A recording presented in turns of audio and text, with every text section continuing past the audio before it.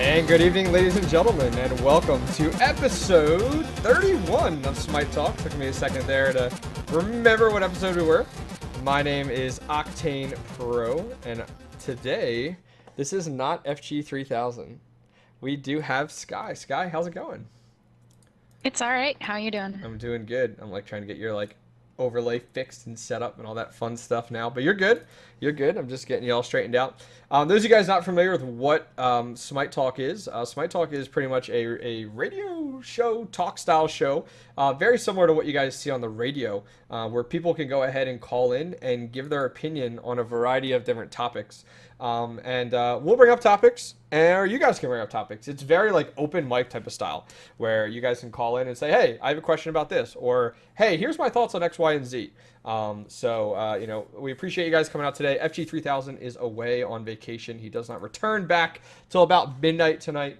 But while we wait here, let me go ahead and get your overlay fixed so you don't look like you're like a giant sitting next to me. Yes. So while we go over that, though, for people not familiar, like, hey, who's this pretty lady sitting next to Octane Pro? Why don't you tell people in chat, who you are, how they might know you, and stuff like that. My name is Sky. Hi. I have been playing Smite for a little over 2 years now, and started streaming like a year ago. And I met this fine young gentleman beside me when I actually went to Atlanta for World Championships last March. That was so awesome. Excellent, excellent. Well, sounds good. Yeah, those of you guys, not familiar, Sky is a streamer that you guys can catch on Twitch quite a bit. We'll definitely get you guys her info in chat. Our moderator Buddha will hook you guys up with her Twitch info if you guys want to follow her and support her. We do have a number of people in raid call right now, kind of hanging out, waiting to call in. If you guys are not familiar, like, hey, how do I call in? How do I talk to these guys? You guys can go ahead and call in via raid call. Raid call is a program just like Mumble, just like Ventrilo. We use raid call because it allows a little bit more management. We have Buddha, who's hanging out right now in raid call, kind of as our admin moderator in there. And pretty much what he's doing is, as you guys join into raid call, the channel is listed directly below, 7461039. You just join in and he'll send you a message, and he pretty much will just say, hey, want to make sure your audio is working and make sure that you have a legitimate question of some sort. And then he'll move you into the waiting list in order to get on the show. And then we'll pull you onto the show, and you guys can talk about whatever you want, as long as it's Smite related. You can give your opinion, ask any question you want, and we'll do the best to go ahead and get you an answer. So want to give you guys a heads up as well. The show timing might alter a tiny bit. It's always behind Smite Update every Sunday, but sometimes Smite Update might bump back a little bit, a half hour or an hour, depending on how things go with, how things go with the tournament and stuff like that. So keep that in mind, that, things could alter a tiny bit with the timing of Smite Talk when it actually starts moving forward over the next few weeks. So keep that in mind. Also, last thing before we take our first community email, and then we'll bring in some questions from people and stuff like that, want to remind you guys that you can go ahead and email the show. We very much talk about a lot of the emails that we get from viewers on the show. We'll have two different parts of the show that we will do that. And if you guys want to email the show with your Smite, let's say you can't call in today, you don't have the ability to or anything like that, go ahead and just email in smitetalk@gmail.com. And we may read it today. We may read it next week. We'll have to see, what exactly is going on there. So, are we ready for some emails? You ready for some emails, Sky? Yes, very much so. Okay, great. Let's go ahead and load this up here.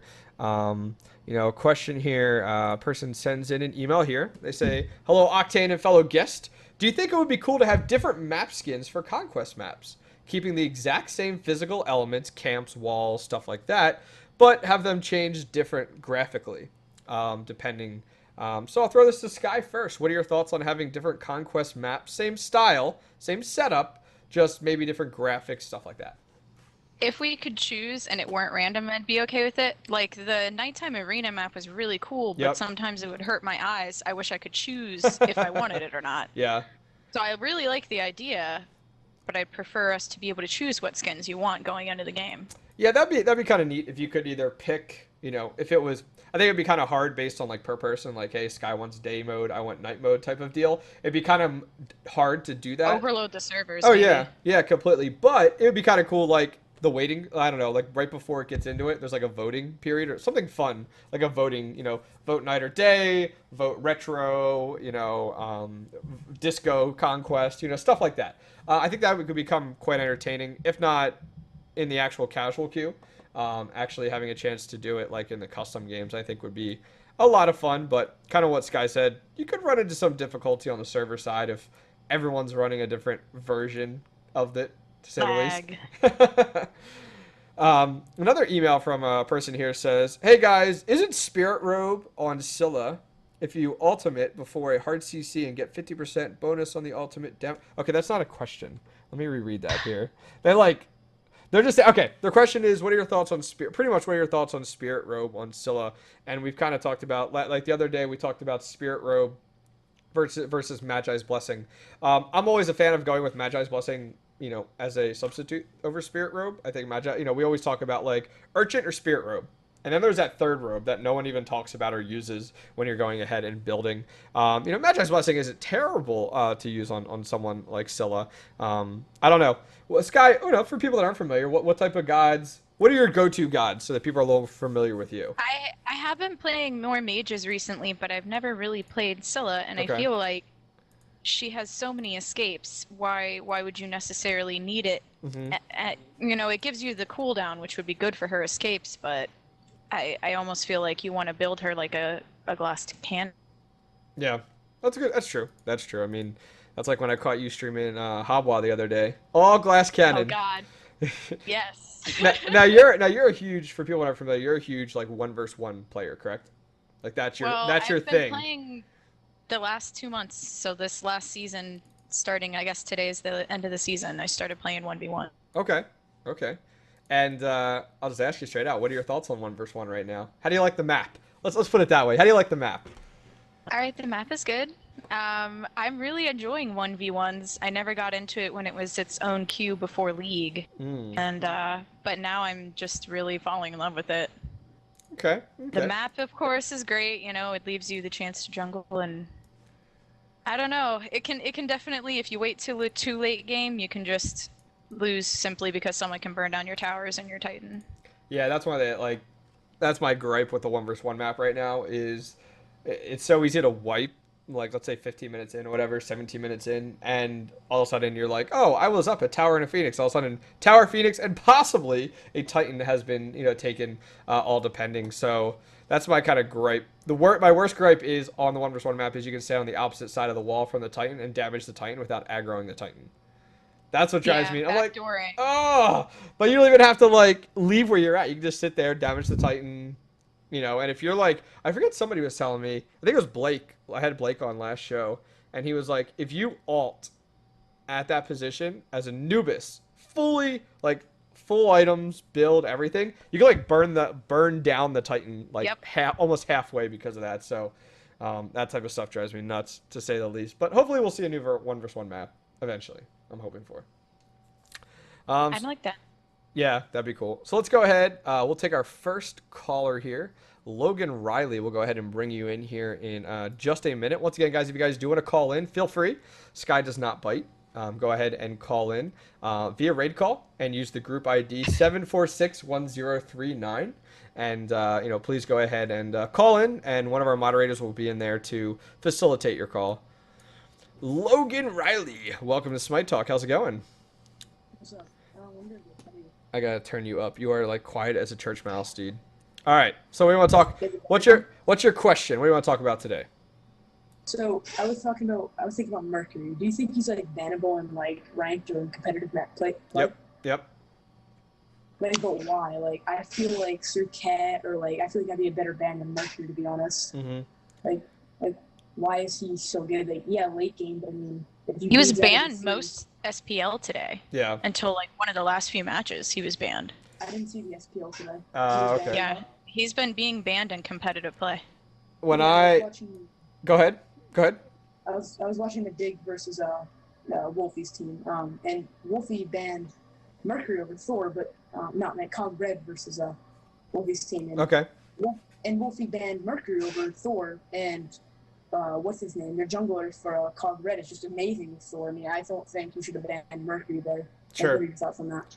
Sure. I mean, yeah, that's a good question regarding that composition. You know, why did he ban out Mercury over Thor when he knew that Thor was a dominant pick for that jungler? I mean, I don't know what the reasoning was behind that. I know for a fact though, like kind of reiterating what Sky said, like right now, the meta shifts. That's kind of something that changes constantly in the scene, and right now the meta is banning out Mercury because of the fact that like every even in ranked when you go ahead and queue up in ranked, like people are banning out Mercury right now, and the reason is just Mercury's really good.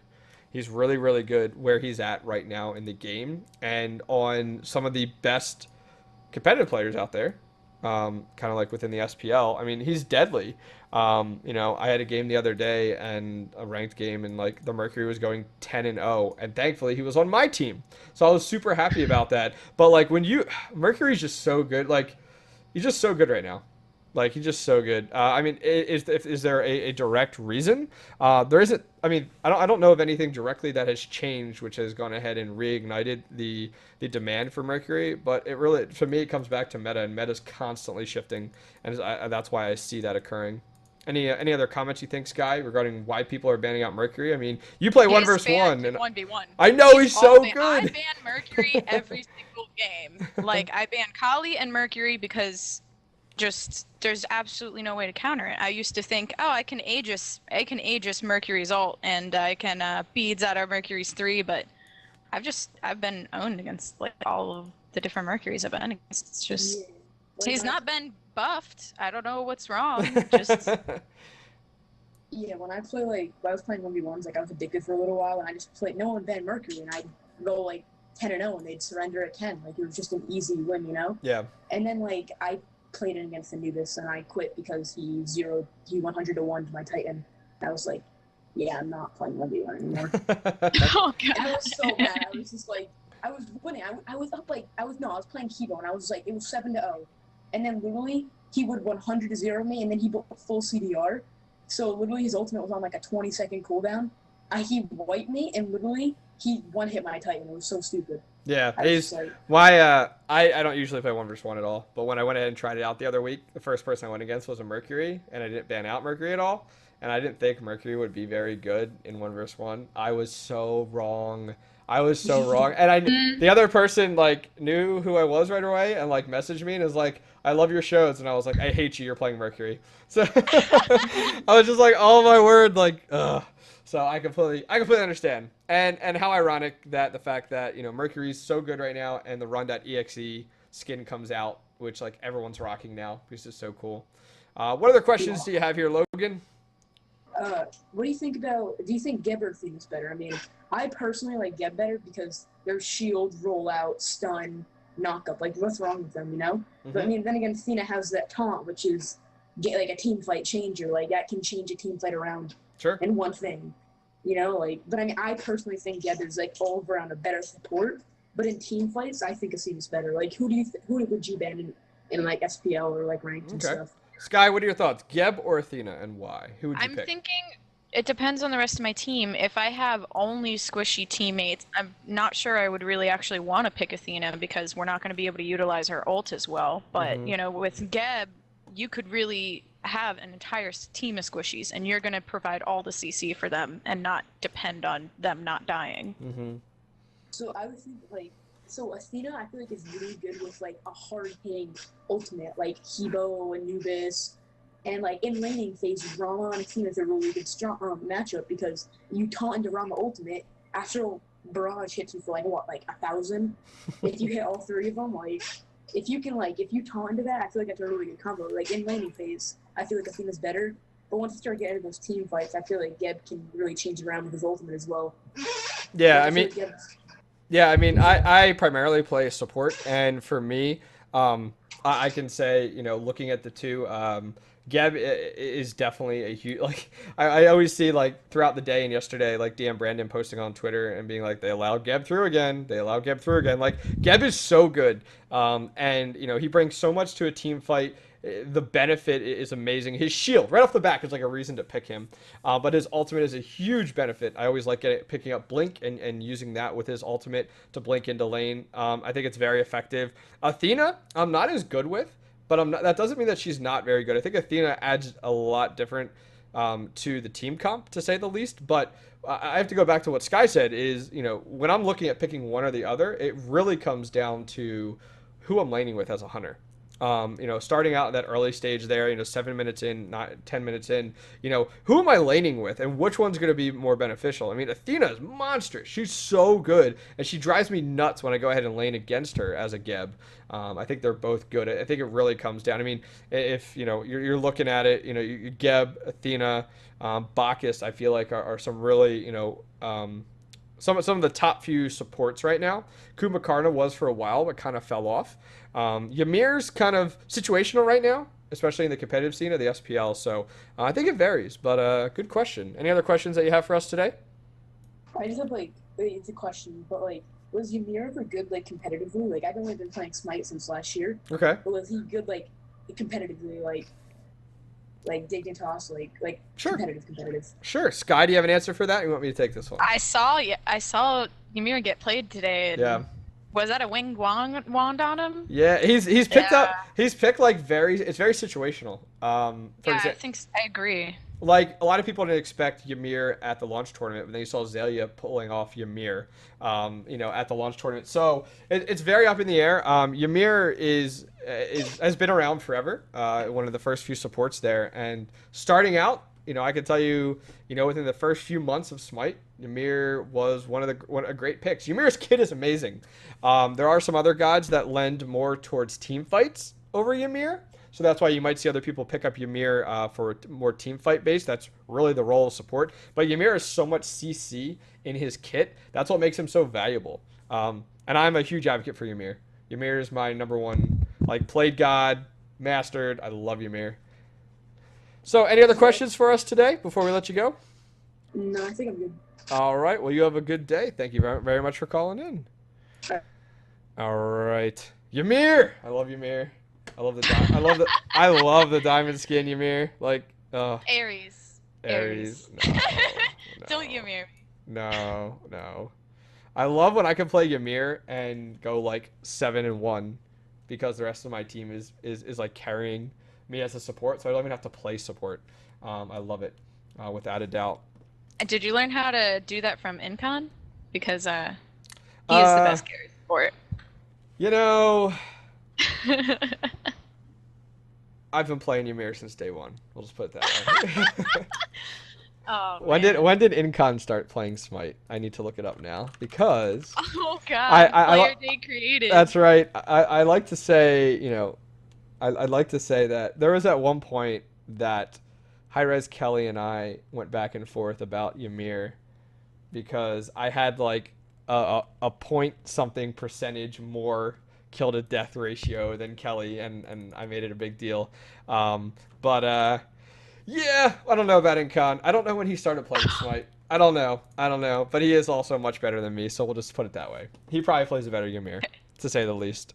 Let's go ahead and we'll take another email here. Once again, you guys, if you guys can't call in, just email us, smitetalk@gmail.com, and send us your question or your comment. Doesn't matter. This one says, Smite has said the next map update on Conquest isn't too far away. And I was wondering, do you think they could or will update the other maps? So, Sky, I'll throw this to you first. I don't know if I would see them updating the other maps because I heard whisperings of a 10v10 map a couple months ago. So I feel like that different mode would come in before map skins. But Conquest, I could. Yeah, I know with Conquest, I did see that there was a post, I think it was from Stu a while back, Stu or Chris, I think it was Stu, about Conquest getting, the graphic side of things getting redone once again. And we've seen a lot, I think Conquest, the graphical side has been redone 5, 6, 7 times, to be honest with you. I mean, I remember there was just one update to take the trees away from looking so two-dimensional. Too round. They look like... The bushes will no longer look so round. They look That's what the patch they look said. so TD. It was two-dimensional. It was almost like Minecraft. That's what some of the trees look like at one point. If you go back, the other day I went back and looked at some of my YouTube videos when I first started streaming and putting up YouTube videos about 2 years ago for Smite, and playing like Anubis because Anubis was really good back then. And don't lie, you know you played Anubis in middle. Come on now, people. And Yes. like the conquest map, like the graphics look so bad. They have come so far. So back to the question.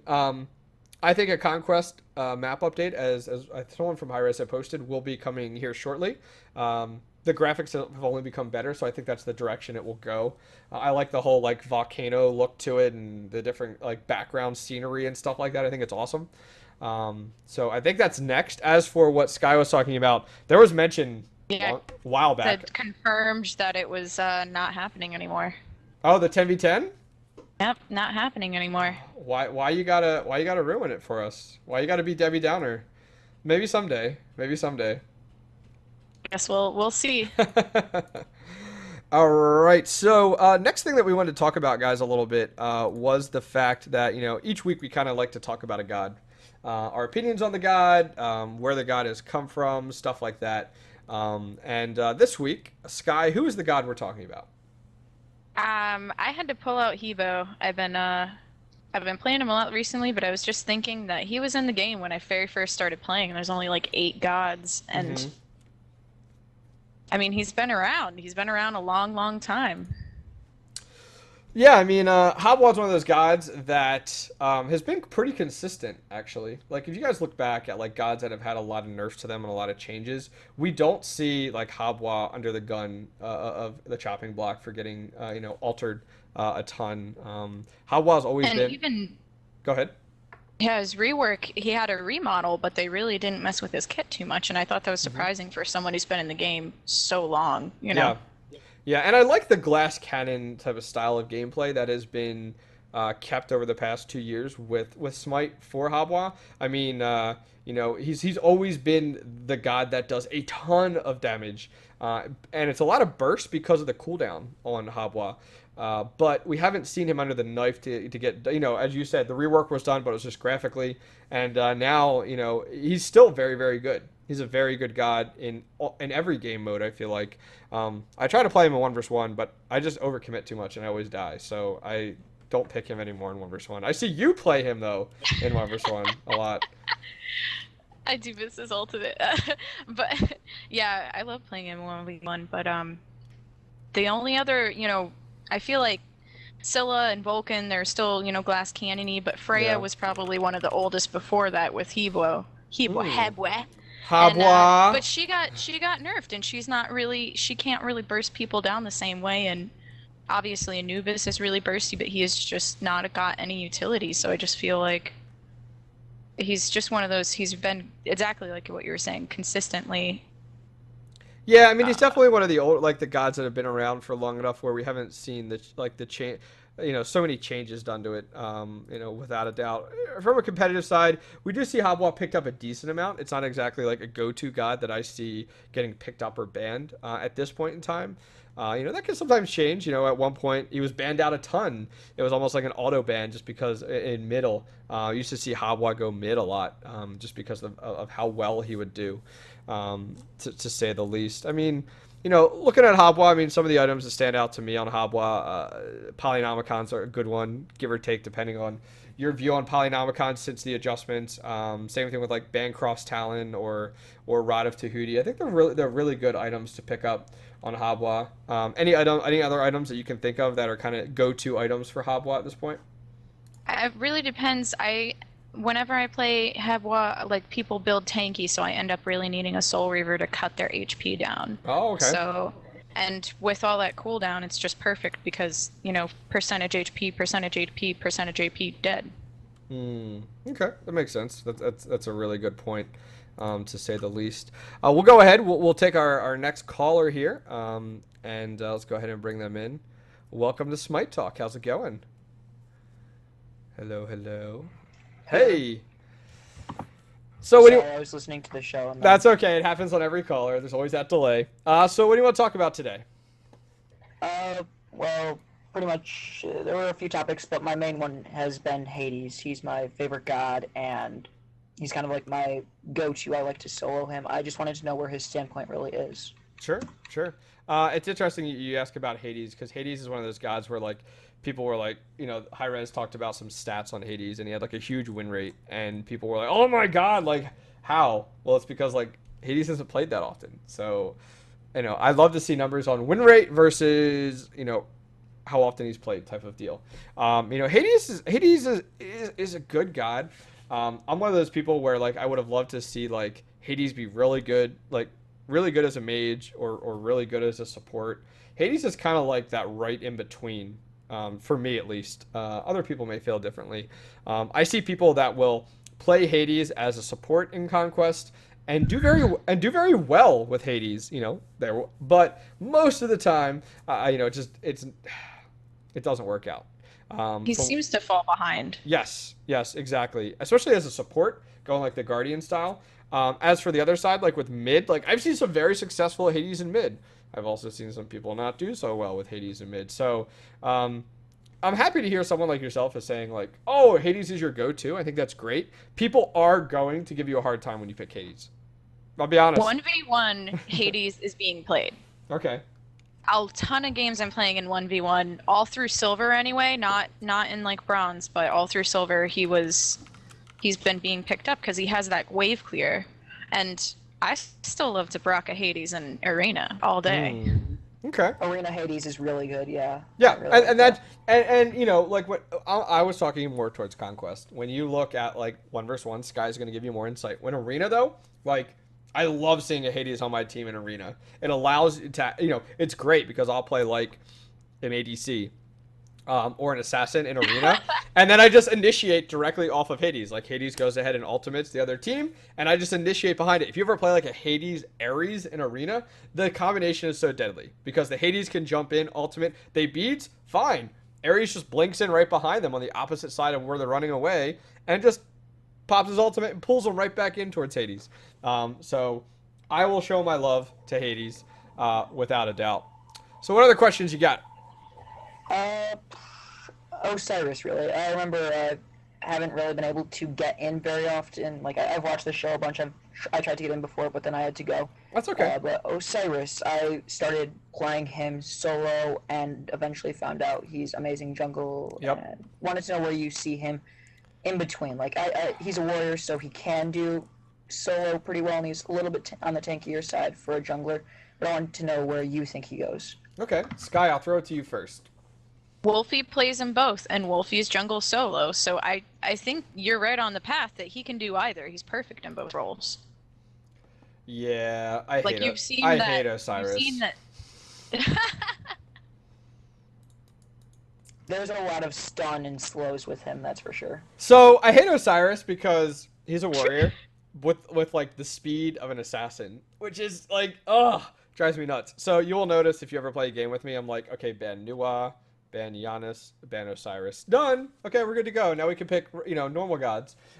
Osiris is very, very strong in jungle. He's very good, just as you had talked about there.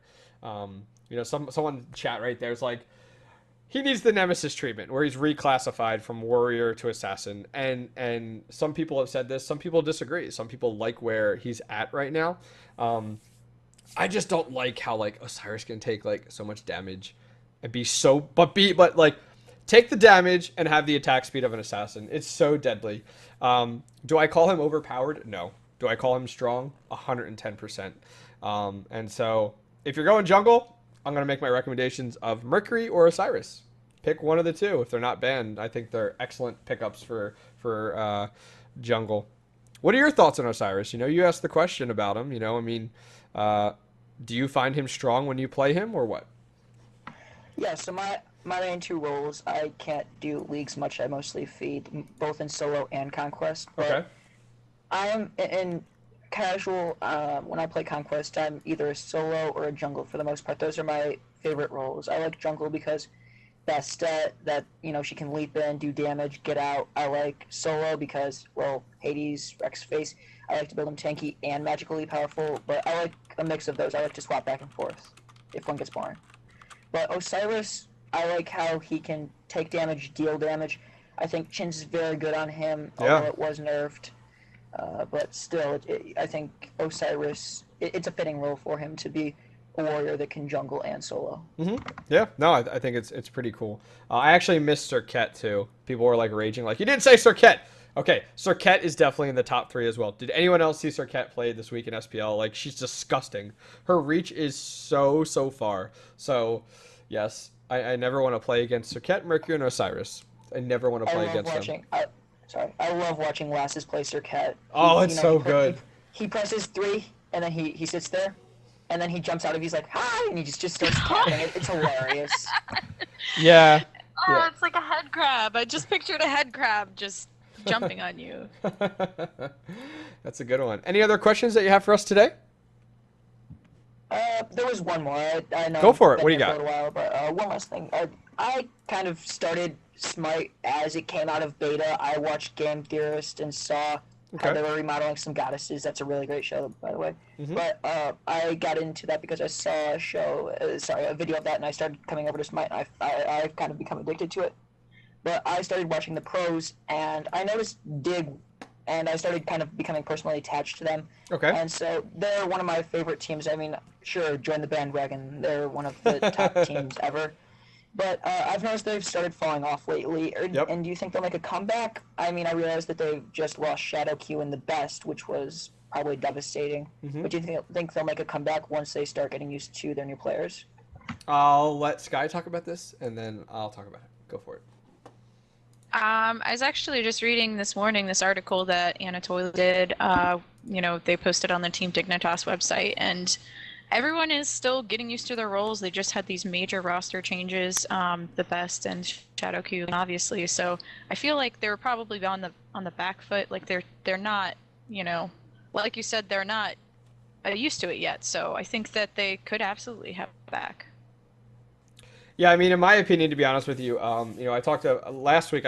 We talked a lot about Team Dignitas. Right now, they're with all the roster changes and stuff, and came off a little harsh. I'll be honest with you. I was a big, I have followed Team Dignitas since these guys got together. I'm already calling it like the old Dignitas, but the previous roster that they did have, and they were very consistent. They were one of the teams that had stayed together longest within the scene. They had their ups and downs, but were very consistent with tournament play, like always being up here. And looking now, SPL, they're now 0-4. This is week 1, and to answer your question, where do I see Team Dignitas or what the deal is? They're pretty much a brand new team. You got to look at it. They now have three new players. They still do have their great Lassus and Zapman. When I look back at it, and someone asks, well, what can they do to improve? They're not doing so great week 1. It is week 1. They're a brand new team. The team synergy I don't think is there yet. They're also new to be playing with each other. I think, as I said last week with talking about Team Dignitas, if you were to talk about like a building of some kind, the foundation to me was the best and Shadow Q and Anatoly. They were a very strong foundation for Team Dignitas. They were very consistent and very good at what they did. But it's kind of funny because they were the one left, and now exactly. They were Yep. exactly. They were very good at what they did. They were the foundation. But Zapman and Lassus, I put right on top of that foundation. They sit right on top of that foundation. And Zapman and Lassus are able to make the extraordinary plays they do. They're able to overcommit and pull off some crazy kills, some crazy chases, because their foundation, those additional players are behind them, and they can rely on those players, and they know those players. Like when you look back, they know each other like the back of their hand. They know when someone else is going to be there. They know how another player is going to play. So for the longest time, they just did so well. Like their tournament play was outstanding. And and the reason I say that is because Lassus and Zapman could play the way they could because of how well their foundation was. Well, the foundation's gone now, and now they have to rebuild that foundation. And so I think it's going to take time. I say let's not go ahead and question Team Dignitas because they're 0-4 right now. Let's wait 4 weeks, and let's see where they're at. It's a shame that they had so many roster changes before SPL, but you got to do what you got to do for the organization. So that's my rant and rave on Team Dignitas. Yeah, I feel like they're kind of like C9, just 2 original members and then 3 new ones. Correct. All they have to do is slap a new name on it, new team. I mean, But anyway, I think a lot of people are very critical about Team Dignitas because they have high expectations because of just how good Dignitas has been in the past. And, there's a lot of pressure there, with the remaining guys of Lassus and Zatman on the team. Think about the other guys on the team, though, like Shing, Gars, stuff like that. Like, they got a lot to live up to being on Team Dignitas. Like, it's a very well-known team, so. Sky, any last comments on Dignitas right now? I totally agree with what you said. Wait a couple weeks and we'll see what happens. I Yeah. mean, exactly what you're saying. They do so well in tournament play, and I'm not sure how much the SPL, is the tournament play. Like, there's a lot of fun and games going on with it. It's not the same as being in a LAN.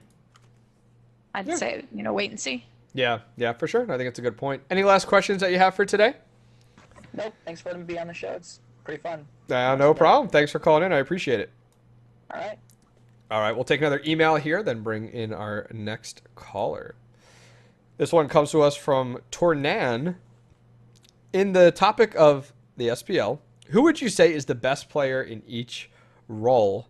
Mine are solo, Game Hunter, this guy's saying, jungle, Lassus, mid, Vex, Hunter, Reels, and support, Pain Divion. So we'll throw it to you, Sky. We'll just kind of go around the board here. If you could pick certain people that you feel. Who'd you pick on your fantasy team? All right. I didn't make a fantasy team, and if I did, I would have these names on the tip of my tongue, and I just didn't. Okay. I definitely, it would be hard. I really don't know if I could actually pick who I think would perform the best, or just pick my favorite players.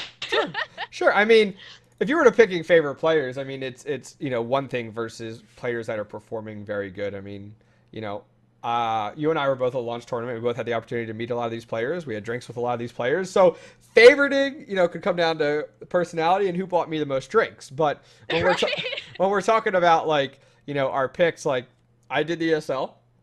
I can say my support. I picked up Ionic. My mid, I picked up MLC Stealth. My hunter, I picked up Reels. My solo lane, I picked up Devios. And my jungler, I picked up Wolfie. And I'm ranked 90 right now. Out of 9,200? 9,200. I picked them up, I'll say why. Just because I picked up the Cognitive Red guys, Devios and also Ionic, because, they're very consistent and they're amazing right now. Cognitive Red is, oh my gosh, such a surprise team. MLC Stealth I picked up for consistency. He's been around for a while and plays a very good. Man, he's got me 41.93 points. I mean, come on now. Reels, as I said on Smite Update, is probably, in my opinion, one of the best EU hunters right now. I would put him up there with Zatman, and same thing with Barracuda on the NA side. And Wolfie was kind of my wild card. Personally, I know Wolfie, so there's a little favoritism there. And at the same time, Wolfie's been in the scene for a long time, and I thought the SPL was an opportunity to see him shine. So that's why I picked him up for jungle. If you guys don't go ahead. What were you gonna say, Sky? I don't know. When everyone was picking their fantasy teams, I don't know if I would have picked Allied up. I'm sorry, Allied. After today, I would pick him up over Zatman in a heart. Yeah. It's the fantasy league is so much fun. It's funny because I'm at work and I'm watching Smite. I'm watching Smite at work. I have the ESL fantasy site up, see where the points are going, and a guy, one of the guys that works under me on my team at work, he's always brings up fantasy football, and he'll be like, "Oh, how's your fantasy team doing?" And I'm like, "You talking about Smite or football? Because my Smite fantasy team's looking pretty good." They all know I love Smite and I play Smite and all that at work. They'll always come up. They're like, "Oh, what are you watching?" And I'm like, "Smite, come on. You don't know about it?" The best, though, is when the guy that talks about fantasy football all the time, on Friday, comes up to me and goes, "Yo, can I get that link to what you're watching? It looks pretty interesting." He does not play video games or anything. And I'm like, yes. So, yes. Okay, so I'm going to ask this guy, who would you put on your fantasy team if you could put somebody? Come on. You got to fill a roster. All right. Zero Gars and Allied Hunter. Mm-hmm. And I hate to pick two from the same team, but I'd have to do Allied Incon because like Incon, if I could pick a team of 5 Incons, I would. I just want everyone to know. And I don't even know. I would really do a wild card for my my mid Okay. because I feel like like everyone loves MLC's consistency, but I feel like it's because of Andister. So like, Yeah. and I mean, I guess it wouldn't me matter in the Smite Fantasy League, but as far as my own team, I would probably want something else. And then I don't know who would solo. That'd be kind of a we'd bring Anatoly out of retirement. He's so good. As long as he hits his snipes like he did at the launch tournament, that's fine. Oh That's all yeah. that matters. Oh wow. That's all that matters. So good question, Tornan. Thank you very much for emailing us. If you guys don't get a chance to call in, as I said before, via raid call, feel free to email us. smitetalk@gmail.com. Go ahead and email us, and we'll read it live on the show. I do have the email up right now, so feel free to smitetalk@gmail.com. I'll go ahead and put it in chat for you fine folks. And let's go ahead and bring in our next caller. Welcome to Smite Talk. How's it going? It's really good. Good. So what do you want to talk about tonight? Well, I want to ask about Fenrir support because I've seen it a few days ago and it was kind of good. Mm-hmm. I just want to know what you think about it. Thanatos support, right? Fenrir support. Oh, Fenrir support. I'm sorry. I thought you said Thanatos. Fenrir support. You know what? I'm going to throw it to Sky first. Isn't there there's a really good EU like ranked player I think that plays Fenrir support. I don't remember who it is, but I mean it's a thing. If you can make it happen, you can make. I think it's good for all the reasons that people were doing Neja support for a while. I'm a support player, and I don't think I will play Fenrir as a support. I think when I play support as a guardian, I'm playing your very traditional style guardian, where I am in the game to support the team and in regards to my kit. So like I want to have the hard CC available to me. I don't want to be, I don't want to just be a guy that's like super tanky. I want to have the kit available to lend to the team in team fights, being able to make the plays late game in regards to blinking in and ulting to secure the kills for the rest of my team. So for me, Fenrir is not working for support because that's not my play style. Like that's like it's all. I mean, to me, like the only thing I see beneficial is his ultimate when you're looking at like that team setup, and like it's just me grabbing someone and pulling them back. Like how am I helping out how am I affecting 3 to 4 to 5 people in one area? Your playstyle is the regular guardian because they really are more of a team changer. You don't want those assassin, guardians because they're just 1v1. Yeah. That's not my playstyle for like Conquest or whatever. Like I don't know. It's just how I am. If you could play him and make him work, awesome. Like maybe you're playing like a super hyper aggressive team comp and you can make Fenrir's support work. But for me, like I just don't see it. I don't see it in competitive play either. But yet, like I would have never thought that like I would see Mercury in solo lane, and then I saw Sayo doing it the other day, so I was like, So I don't know. That's just my thoughts. What are your thoughts on Fenrir support? You called in to ask about it. Do you find him very viable? Well, I played a few matches with him, and it's pretty much good because I am not really good at supports. I mean, like classical guardians for a change. So he has his passive for a stun. It's pretty viable sometimes, and he can easily just retreat from critical situation when he just saves his ADC and pull the enemy back with his ult or stun him. Okay, no, I can see that. What other questions you got? I always was thinking about this. Why people hate so much when middle AOs are taking med? I'm just thinking about it. That's when you said when Meditation?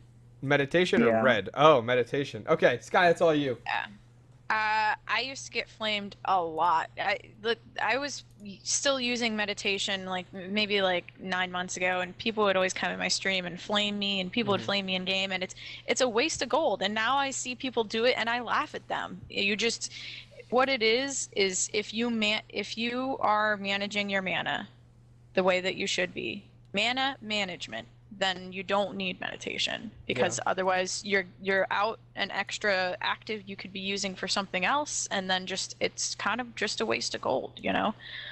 I Uh, think I to stop using it, I had to really concentrate on my mana management. When was I using my abilities and spamming them too much? I think meditation, tier 3 salvation has its place in assault. It definitely does. I think Yes. every person should be picking up that in assault.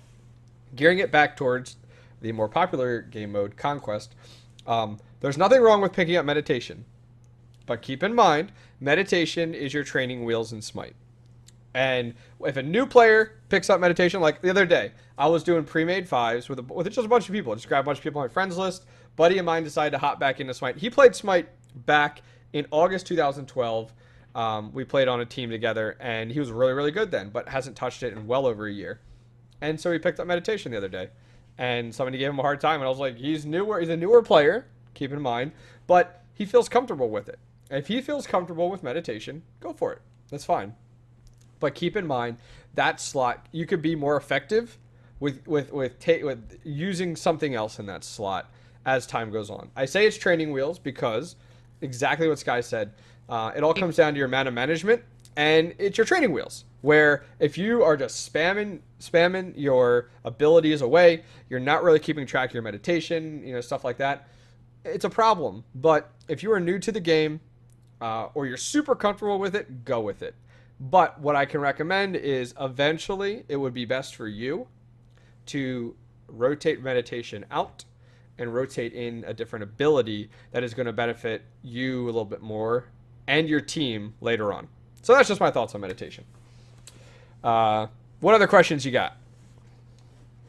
Well, actually, that's all. Okay. Well, thank you very much for calling in. I appreciate it. Bye. Bye-bye. See how easy this is, Sky? You just hang out and answer questions. Oh God. See? Can I drink my beer on camera? Oh, yeah, go for it. Go for it. Oh, thank God. It's all right. Don't Whew. stress. Don't Oh stress. man, I've been waiting. I tried to sneak one earlier. The band hammer's not coming down. It's all good. Okay. Question here comes to us from Rachel. Rachel says, "Hi, I am Ohai. Hiya. Well, hello, Ohia. Awesome stream, by the way. Well, thank you. I've only been playing Smite for a couple months, and I'm just wondering what god would be good in solo lane. Also, about good jungler gods. Thank you for your help." I think we answered the jungler god question earlier. Someone in chat, by the way, this is an IKEA chair. That's right. Back on topic. Sky, questions to you. So, who do you recommend in solo? I was playing solo like 6 months ago, I guess, and I was really loving to take mages there. And I really feel like at the time there weren't as many good items that were magical protection and physical damage, and now I feel like there really are. So I don't know if I would really recommend taking, if I were to play now, I'm not sure I would take a healer in, but I really loved Ra in solo. I've always loved Ra in solo. That's my favorite solo god. But now there's just so much reason to take, Chalk or who else has, Osiris, exactly like what we were saying earlier. So back in my day, it's like an old man. Good So point. back in my day, Ra used to be mid when it was a traditional 2-1-2 meta, and some people are like, "What? No." Yes, it used to be 2-1-2 before Bubba's Mask was introduced into the game. Anyways, Side jungles. that's right.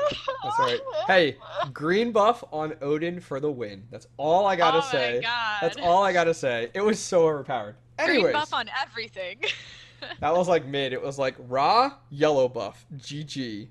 So anyways, Ra used to be middle and used to be very, very good because of his high survivability and great lane clear.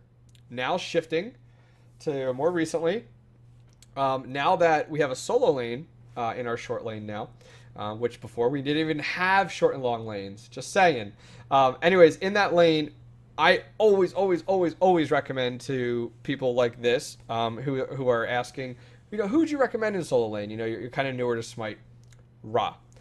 Because Ra's kit, I feel, does not have a high skill cap ceiling, like a high skill ceiling with it. I think it lends to having high survivability with what it brings to you as a solo laner, but then also to the team. I think are great. And I think Ra is really easy for people to pick up in solo, play conservatively, stay alive, but then do the damage when necessary. I love Ra. Like, if you go back and look through, I think Ra is one of the mages that I played the most. It's either Ra or Agni between the two of them. And so I will always recommend Ra. And, it's not traditional right now to pick Ra middle, but if you get really good with Ra in solo and then you get in a pinch and you need to play mid, you can always go with Ra. It's not like a horrible thing to do. Most people will want to see him solo, but you can play him mid if you must. So that's just my thoughts. Any last comments on solo and Ra? No, I completely agree. That's who if I have to play solo, that's who I want to take, and he's so great for beginners, exactly. Yeah, he is. He's very good. Let's go ahead and bring in our next caller here. Lord Snow, how's it going? You hanging at the wall? You protecting us at the wall? So what do you want to talk about today? You still there? I'm actually not a Game of Thrones fan. I'm just seasonal. I get that a lot. Okay, that's okay. So what question do you have? Right. Well, how would you recommend getting out of EOHO when dealing with levers, trolls, intentional feeding, not being bad? I know the difference between being bad and an actual intentional feeder. Okay, here's my first thing. We have a hard echo, so we can't really hear you very well. Can you put like headphones on or mute or something like that? Yes, sir. Give me just a second. Take your time. Take your time. We will wait for you. In the meantime, yes, Raw America is worth getting Raw. Just saying. I saw in chat. Oh god. That's the only reason to get Raw. To play Raw. Is to have Raw America. This is the only reason? Only reason. Ah. That's right. That's Hey, right. you know what? I think the only reason to play Ymir is Twitch Ymir. All right. Can you hear me better now? Yes, you sound good. You sound great. You're good to go. So, back. Why don't you ask your question again for us? Can you hear me now? Good. So we heard you? Yes. Go ahead. Ask your question. Give me one moment. I have to restart. Take your time. Raid call. That's fine. What I'll do is I'll drop you down and we'll pull you back up in a few minutes. So we'll drop him down there. We'll bring in China Flirts. China Flirts. Ooh, I like the name. Welcome to Smite Talk. How's it going? Hello, hello. Hello, hello. The downside of a live show, right, people? All right, we'll drop her down, or him down, too. So we'll take another question while these guys get their audio all figured out. Yes, the Twitch Ymir skin is great, but the Nuclear Winter skin is awesome. But all-time favorite is still Digimir. I think Digimir is one of the better skins. Seeing as Ymir has a million skins, the Digimir one is the best. You've heard it here first. Yeah. I will always pick Twitch Ymir. How about the Optimus Prime skin for Ymir? You know which I'm Not thinking as about? good as Digimir, not at all. I still like Optimus Prime. So this question comes from Mitch.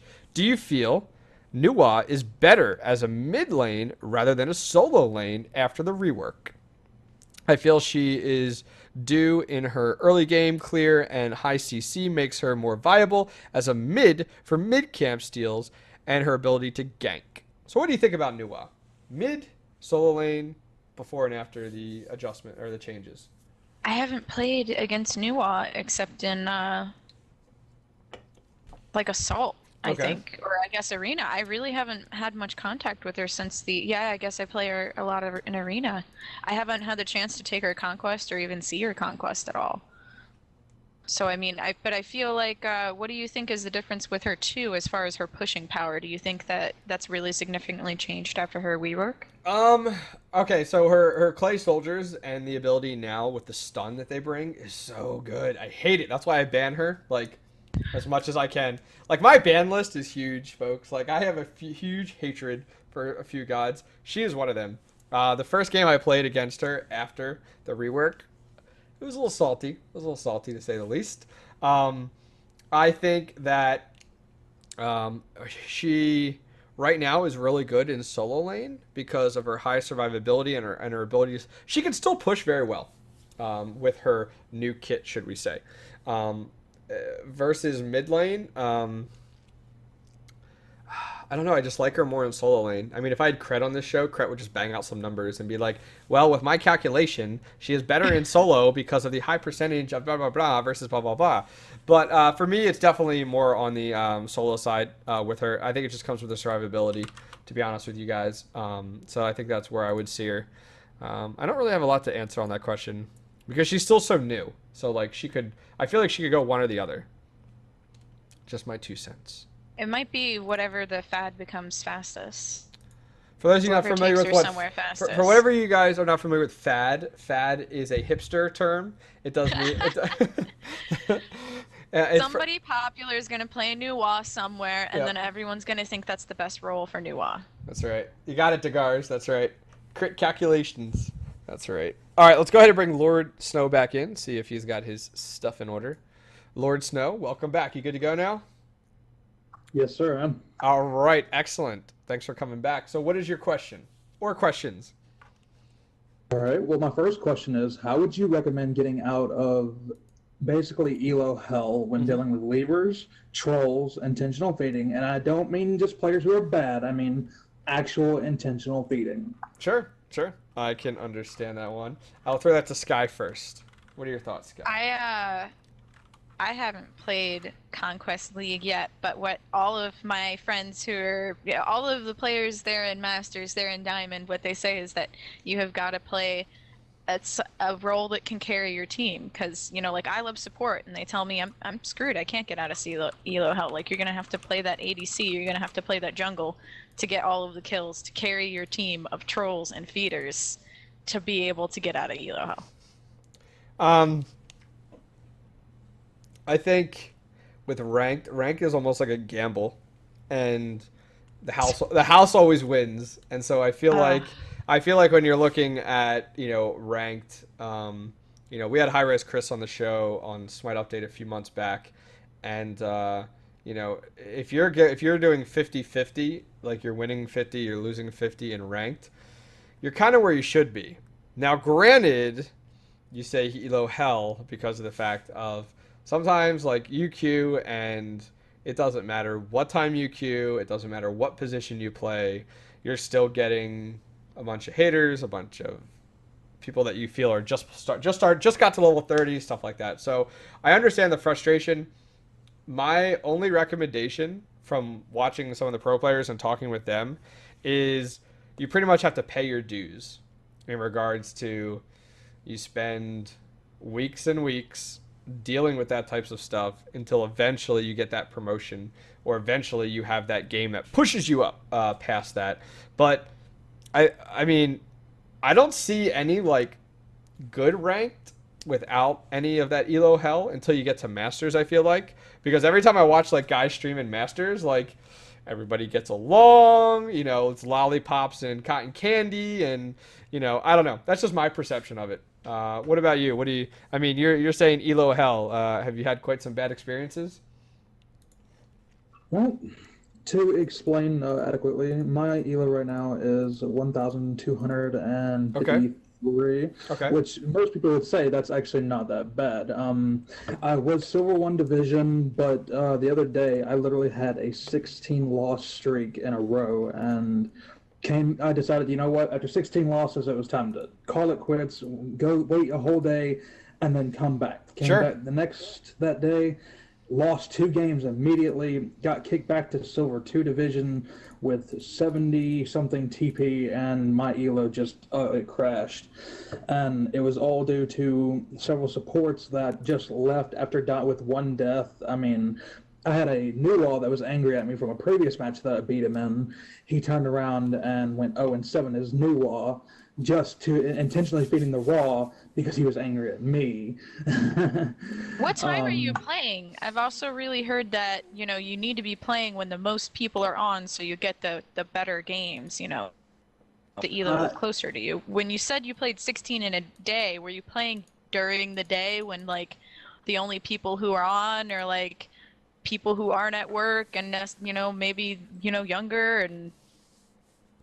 I What are you play, playing? to be exact, actually, I play from the time, and this is pretty sad. I'm no lifing the game at the moment.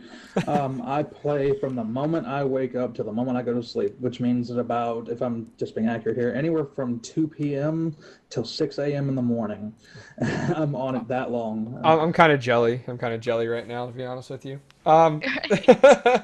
I mean, ranked. I used to play. I don't play as much ranked in Smite. I don't really have the time. Plus, I like to play a lot with viewers, people, and stuff like that. So when I say that, I could say that I used to play a lot of ranked in like StarCraft 2, and my kind of rule of thumb was if I lost 3 games in a row, I would take a break from ranked or the game and then come back to it. If it's that day, if it's that week type of deal. Um, the matchmaking system, from what we have been told, will be getting an overhaul here as time goes on. At the same time, my understanding that the queue timer is being removed. So I think the change of the matchmaking system, the queue timer getting removed, I think is going to change that a little bit. And I think me and you both can pray that it will help out the matchmaking system a decent amount to the point where we will start to see a little bit better matchmaking. It sounds like in your situation, like that's what you're looking for. It's not that like, you know, ranked is terrible. It's just that like you're frustrated with the matchmaking system is what it sounds like. And I also think too, like when they make the matchmaking system overhaul, that we should see more punishment on people that are leaving ranked games. Or people because I feel that you see like I forget where that was when you used to sign up for a rank. No, it's in the description. When you go ahead and click like on ranked queue, it says like please make sure your internet connection is stable and please make sure you have the allotted time type of deal. Like trying to push like that ranked is kind of like that branch between casuals and competitive. Like it's that next step where people want to take things seriously. So I'd love to see like, hey, if you leave X amount of ranked games in a week, your account's banned for X amount of time. Some people may hate on me, but that's just my thoughts. What do you think, Sky? What do you think about bans for how many if people leave ranked for X amount of time? I think, along with that, I think people might get less angry if they just weren't able to queue for ranked. So you Okay, that's good. dodge Sure, 5 ranked games, then you can't play ranked for the rest of the season or a week or whatever. I like And it. that way you're not necessarily banned from Smite, but you're not having that privilege to play, like you're saying, that more competitive, where higher expectations you're supposed to, Yeah. not leaving games, people. I think we're talking about two different things here: matchmaking system, and then consequences for people leaving. I mean, that was a big thing that Right. you had commented on here, Lord Snow, about people leaving. And so matchmaking, there was kind of my thoughts with that. I think it's a very good point. I would love to see that you leave 5 games ever in that season, and you're locked out of ranked. I think it's perfect. I think it makes complete sense. Granted, you got to leave here or there. Okay, it's fine, but I think 5 is a great number. So I don't know. We'll see. I mean, people say add to lose elo. Here's my also recommendation for people leaving games, and I think this should be applied across the board. Is when I think they need to put like an on bat system for ranked. So like ranked has such a long queue timer. I would love to see an on bat where like okay, Sky and I are in a game. We're in ranked conquest, and all of a sudden Sky leaves. She doesn't come back within 3 minutes. In 3 minutes, it automatically adds somebody that's in the queue for ranked into that spot, the same level, the same person, the same gold, the same items. And it completely replaces that person. Because what happens is, like the other day, like I was in ranked, someone left, then someone else left. It was 5-on-3. We tried our best, but that's not going to work out. And so I'd love to see that game being continued. You know what I mean? Like I'd love to see that game being able to be played out and the people that leave being punished, but the people that are staying not to get hurt by it. What do you think of that? You like it or don't like it?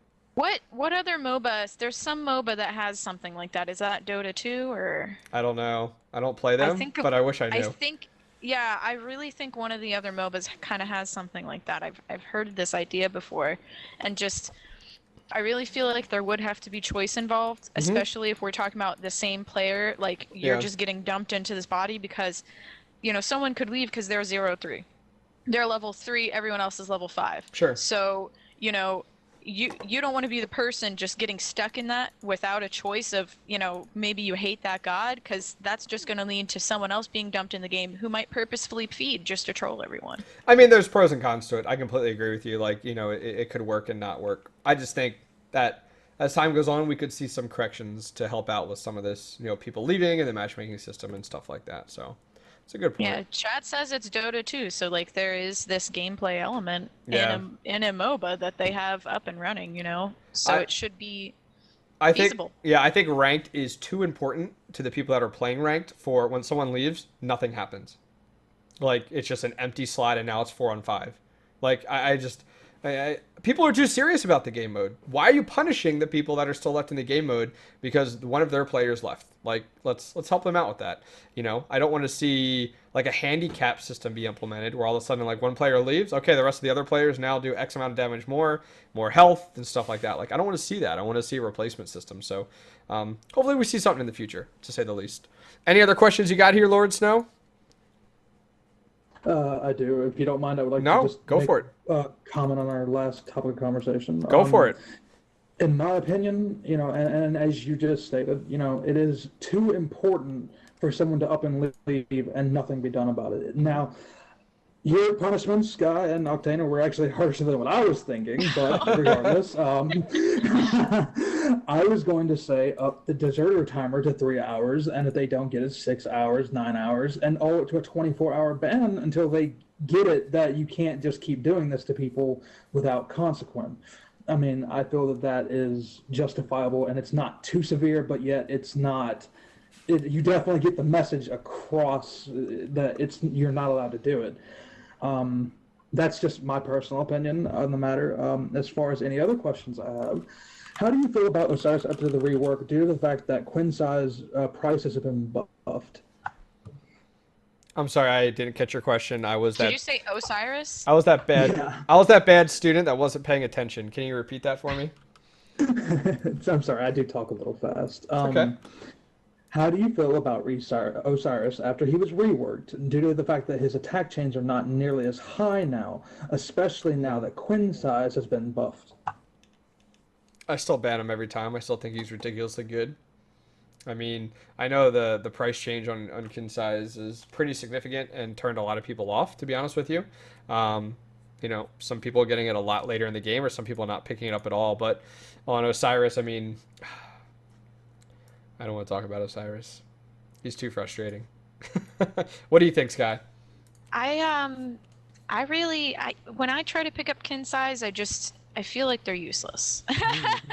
And especially with this price barrier, and you can't rush it until you're gonna have to get it, item 3, item 4. So, I feel like it's a pretty heavy nerf to any character like Osiris that really might be dependent on that attack speed. But if you're already getting it, item 3 and you weren't trying to rush it item 1, then it's not going to make too much of a difference to your Osiris play. Okay, I can see that. What other questions you got or comments towards that one? I have a comment. Me personally, and this is just me, based on my playstyle, I like to add heavy hammer, not frostbound heavy hammer. Heavy hammer, yeah. I enjoyed the slow that it gives Amount with his other slows. It makes his slows and stuns so powerful that it overrides the fact that he doesn't have as high of an attack chain as he used to have. I think it more than makes up for it, in my opinion. But that's me and my play style. I will never sit here and say that, there's a dozen different ways to play every god, and everyone has their own play style and the way that they will play every god. So I'm not going to sit here and say that that's the best build or that's the best item to go with. That's just my opinion and how I would do it. Yeah, heavy hammer has been a pickup for has definitely been up and coming, becoming more and more of the meta right now because of that 25% slow on heavy hammer. I mean, it's really really good, and especially since we've seen the passive starting to trickle down with the adjustment they made to tier 2 items, rank 2 items for heavy hammer, up from cudgel. I think it's a no-brainer, and I think that's why you're seeing it used more and more on a lot of gods, like as you said, they're like Osiris, Mercury, stuff like that. So I can agree. Any other questions you got for us today? I do, actually. How do you feel about the lack of variety in item builds and variability in with different god? Now, when things are more so, I guess, what's the word for it? They're everyone now almost has one set build for every god, and most people, and I'm not just talking about the average player, but I notice that there are a lot of players that have, like, for example, hunters. Hunters Yep. almost have a straight, strict build. You know what I mean? That Correct. doesn't really get changed. How does that make you feel that the game has now gotten so boring item wise this way? I think Hunter. Go ahead, Sky. You can take it first. I answered the last one. I think that's you see that in ranked, and I think that's really like a by person thing. I mean, I really have like 3 builds for my hunters. And I have my hunters. I don't build attack speed like Artemis and Rom, and then I have my attack speed hunters like Cupid and Apollo. That's just me. I don't have that one thing for all mages or I think it's really League. In League, if you don't build that, certain item build that everyone sees the pros build, you get flamed. And so people build that one item build.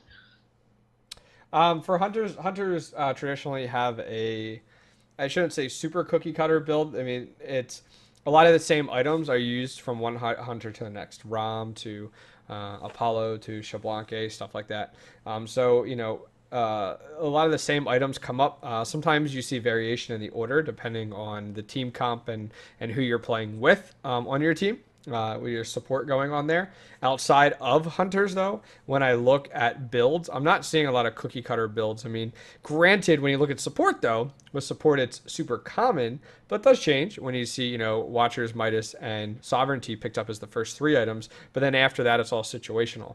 As for your mages, your junglers, it can vary by quite a bit. Do I like it? It's okay. It doesn't really bother me. There was a point in time where cookie cutter was like that's all you saw because everybody pretty much had the same builds all the time between roles because there just wasn't that many items in the game, to be honest with you. But now we're at a point where we have so many items, and I'm talking about before the tier system branched off into different trees where like now you hit rank 2 or rank 1 splits off, rank 2 splits off, and so on and so forth. So just my thoughts. Anything else for us today? Yeah, actually, I'm sorry. I have actually a few more questions. Okay, we'll probably take one more. We'll probably take one more so we can get everybody in tonight. So what do you got?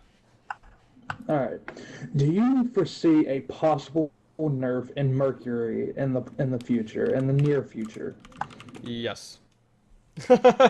Yeah, yeah, I expect some changes maybe next patch, to be honest with you. That'd be my thoughts, to be honest. I won't lie. Oh God, nerf Mercury, please. Mercury is really good in 1v1 because that's like all Sky Yeah, plays. I'll have a free ban every single game if they just nerf Mercury and it never. Yeah, right. But no, I agree. Well, Lord Snow, I appreciate you calling in. You have a good night. You too, sir. Thank you for having me. Alrighty, let's go ahead and bring another person in. Welcome to Smite Talk. How's it going? Hello, hello. Good, yourself? Good. So, what do you want to talk about tonight? I would like to talk about Guan Yu and Who? the Warrior Tiers Who? nerf Who? of Who? Guan. Exactly, Guan Hu. Gone who? Gone who? Okay, what do you got? Dish it out. Well, since the great fall of the Warriors, that everyone knows. It was. I'm so happy about it. It was the rise of the Guardian. I'm so Yeah. Thank goodness. I'm happy about the Guardians being back in their normal place. Yes. Okay. I never liked Guan Yu being a support. I thought he was good in the jungle and the solo. So when he got his rework to be a physical, damage, I was happy. But now, since the Warrior nerf, it feels like he can't do anything. Okay. And I was just wondering, what do you think he would need to return to the solo lane or the jungle? Sky, it's all you. All you. Situational. I mean, there's now and I always forget the name of the new items, but there's now an item. It's got totally tried.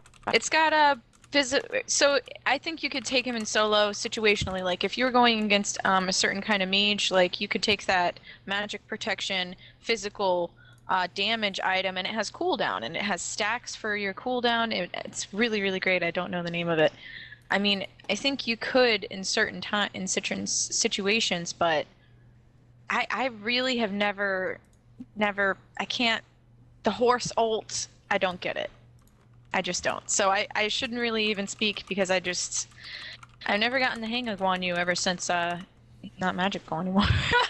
I I understand why they made the changes to Guan Yu, but I enjoyed his old kit, to say the least. I know, right? Right. His old kit was good. I think That ultimate though. his ultimate was so good. But you know, I think Guan Yu could have a place right now if all of a sudden Guan Yu came out now with that old kit. I think he would have a place up there with, you know, Geb and Athena in the top few supports. To be honest with you, you know, his old kit lends very highly to team fights, which is awesome. The heal, he still did damage, and his ultimate was perfect. You know, it helped out a lot. Looking at the new Guan Yu, though, which is per your question, I don't know that. I mean, I understand where you come from with Guan Yu and solo because he has a heal, so he has the sustainability like you look at with like a Ra or something like that. But when I look at the new Guan Yu, I don't see the lane clear for solo. Like, I just don't see it, and that's I think where the problem it lies as well. I just think there's better gods for the roles that Guan Yu would fill. Do you think the hog nerf to only 3 minions really makes a big difference as far as his lane clear?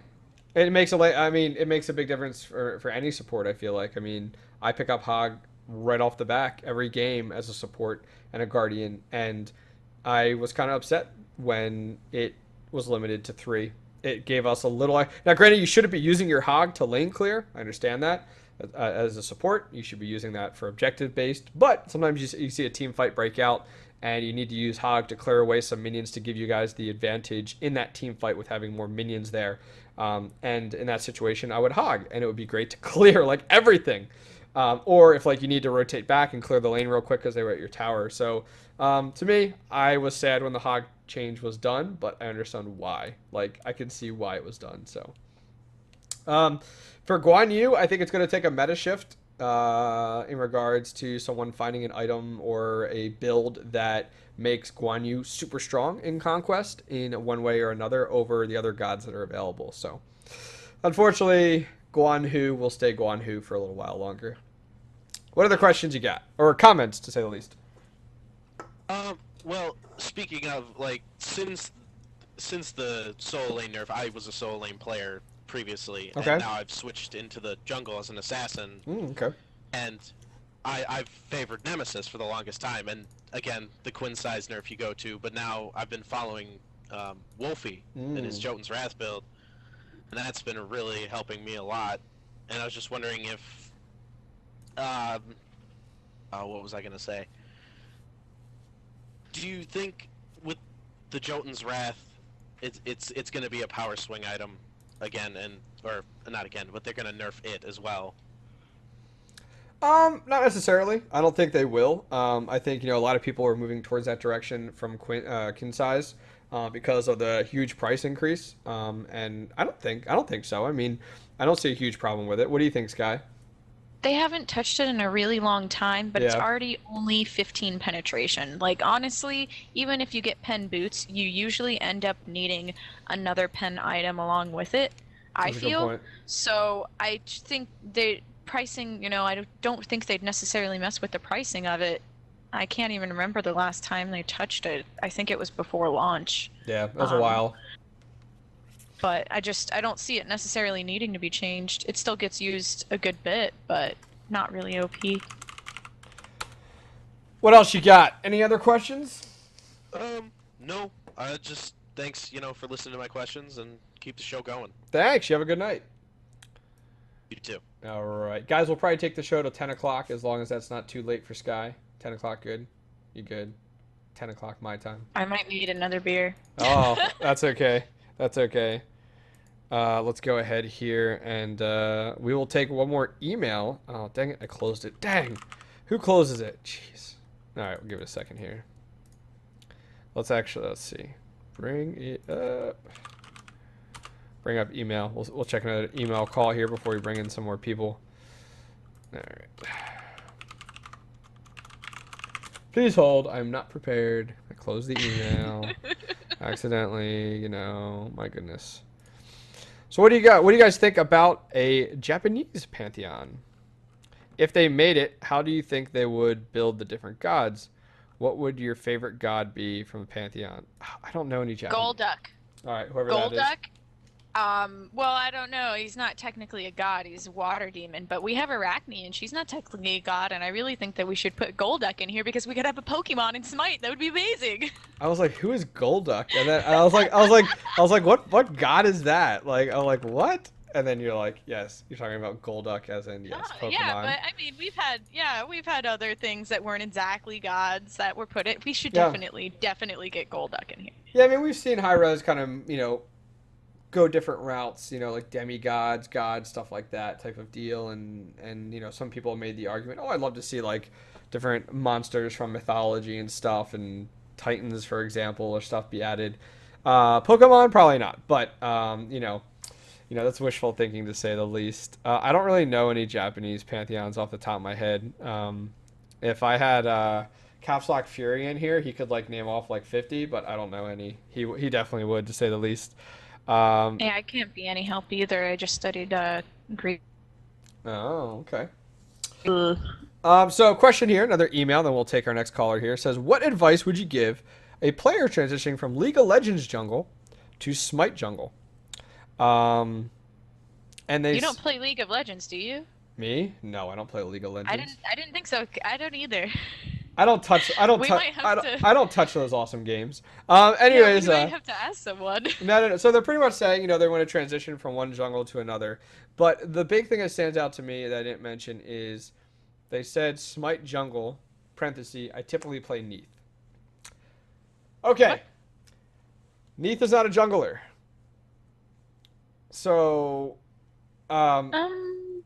Neath is the conservative ADC that you play when you're just getting into playing ADC, and you need someone that has great escape but can play conservatively. As they have a heal, you play Neath as an ADC. As a jungler, you don't play Neath as a jungler. So, my recommendations, I'm just going to say recommendations for people getting into jungle, will be know your rotations in jungle in regards to the path that you should be taking. You should know where, right off the bat, what path you're going to be taking through the buffs, through the camps, through middle XP camps. You should have that down pat in your head. If not, write it on a sticky note, put it next to your monitor. You should know where you're going. Where you're headed. Every moment is XP lost because you're not in lane farming minions. So you need to be farming the buffs and the minion camps as often as you can. Outside of that, my next recommendation for newer junglers is constantly be looking for gank potential. You need to be monitoring all three lanes, and you need to be looking for when one of your teams is being pushed back into their tower by another team, which is a prime opportunity to gank. But remember that the jungle, like if someone was to ask me like what position in the game has the most influence on the flow of the game, I'd say jungle. When you have a great jungler, your team will dominate in their lanes because you're constantly shutting down the enemy. When you have a horrible jungler, you will get ganked so much that it'll make you rage and be salty. So what recommendations do you have for someone trying to get into jungling? I feel like all my friends who play League who are getting into Smite, they really have the hardest time with map awareness. They don't pay attention to the mini-map. They aren't really aware of people coming up behind them. So especially for a jungler, he needs to be on the lookout for the other jungler, right behind him. That map awareness, exactly like what you're saying. Okay. It's going to help when him realizing need to gank, and just positioning, I'm guessing, is going to be the hardest for him coming over. Yeah, that's a good question. Don't play Arachne right now, my recommendation. Don't play Arachne. Right? Wait till she gets her rework, which will be like any day now that'll be released. Maybe it'll come this patch. Maybe. Ooh. My guess is we see the Arachne rework come this patch. After seeing the Twitter post from Hi-Rez Stu or Chris or Dry Bear, whoever, with Arachne hanging upside down in the trees in the jungle, Yeah. Or if that was just one hell of a teaser, one of the two. Let's go ahead and take our next caller here. Wombat, welcome to Smite Talk. How's it going?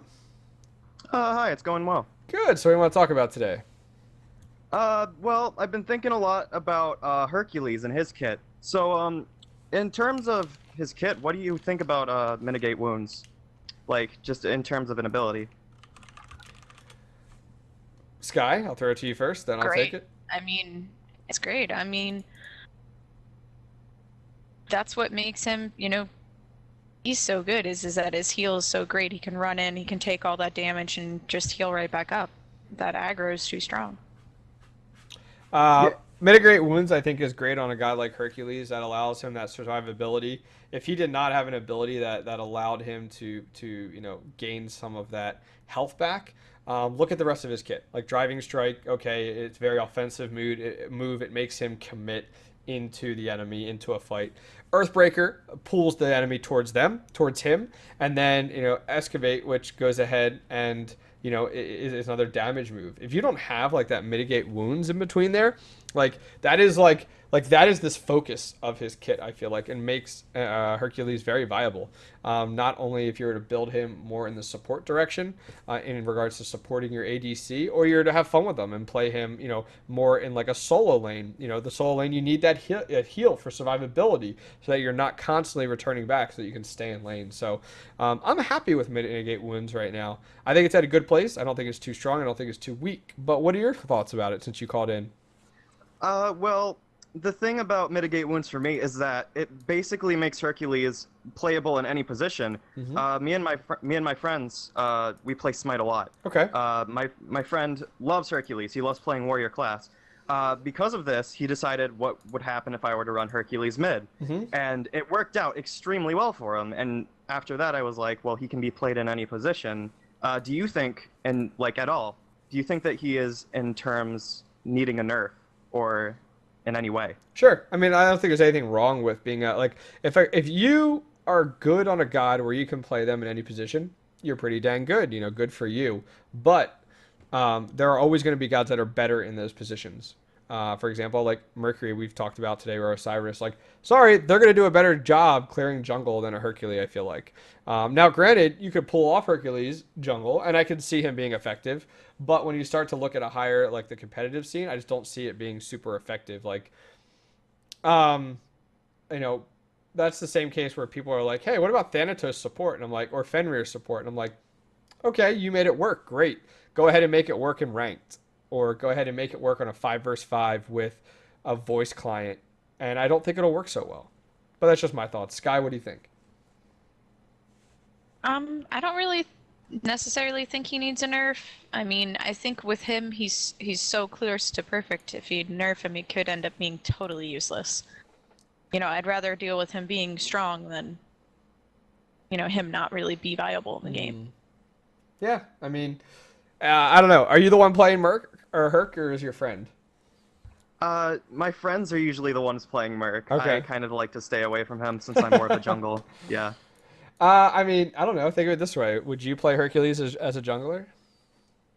I might, because of his tower dive potential with his mitigate wounds. Again, it heals, I think it's 110% of all damage he takes. Sure. He's good for tanking towers and getting people out of their tower range.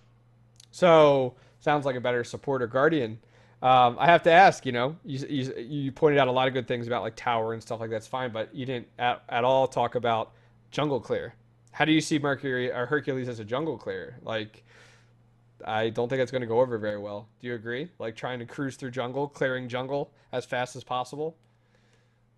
Well, that's that is a good point. Yeah. Yeah, but with Hand of the Gods doing as much damage as it does with his one, and then because usually jungles helps their solo lane, usually until they get to level 2 or 3, they could even upgrade mitigate wounds to that point and heal some of what they get hurt from back.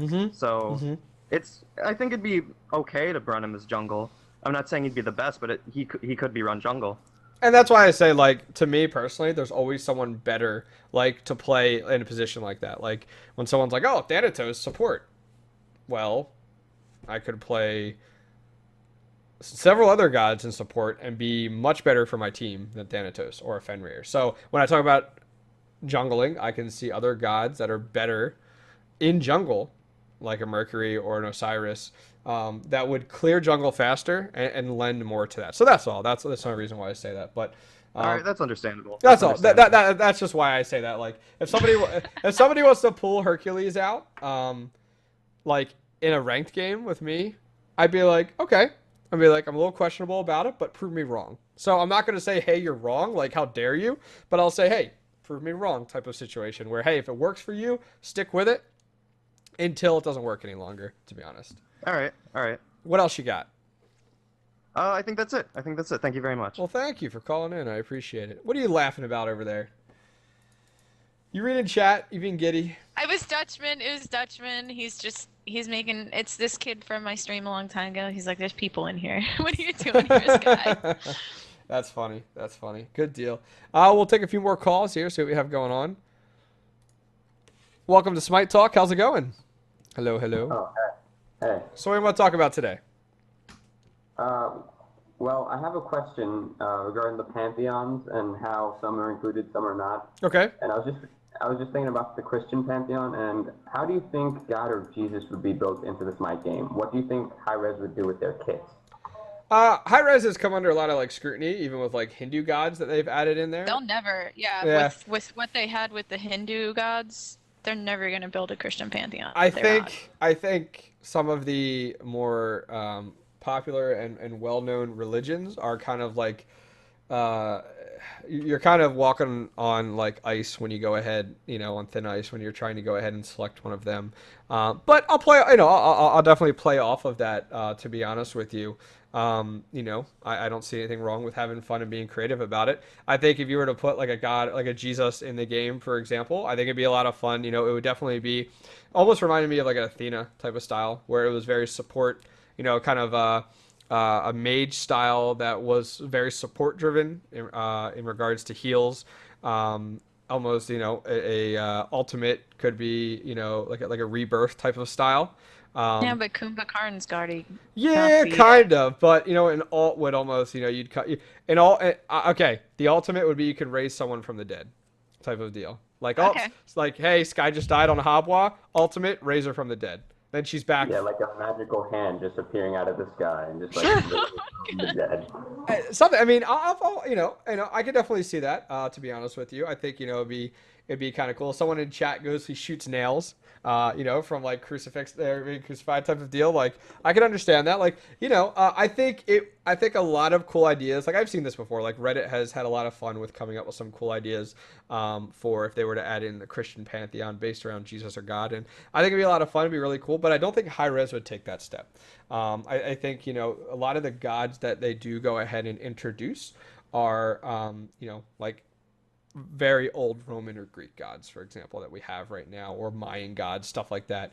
And so I think for their sake, it's not a good strategic move, but I like questions like you have, where it's like, I know it's probably never going to happen, but let's have fun with it and talk about it. Yeah. I was also thinking of like a god build where he's not really a third-person character per se, but just like an omnipotent force just roaming the map. Now you're just thinking outside the box. Well, you kind of have to. Yeah. No, I agree. I agree completely.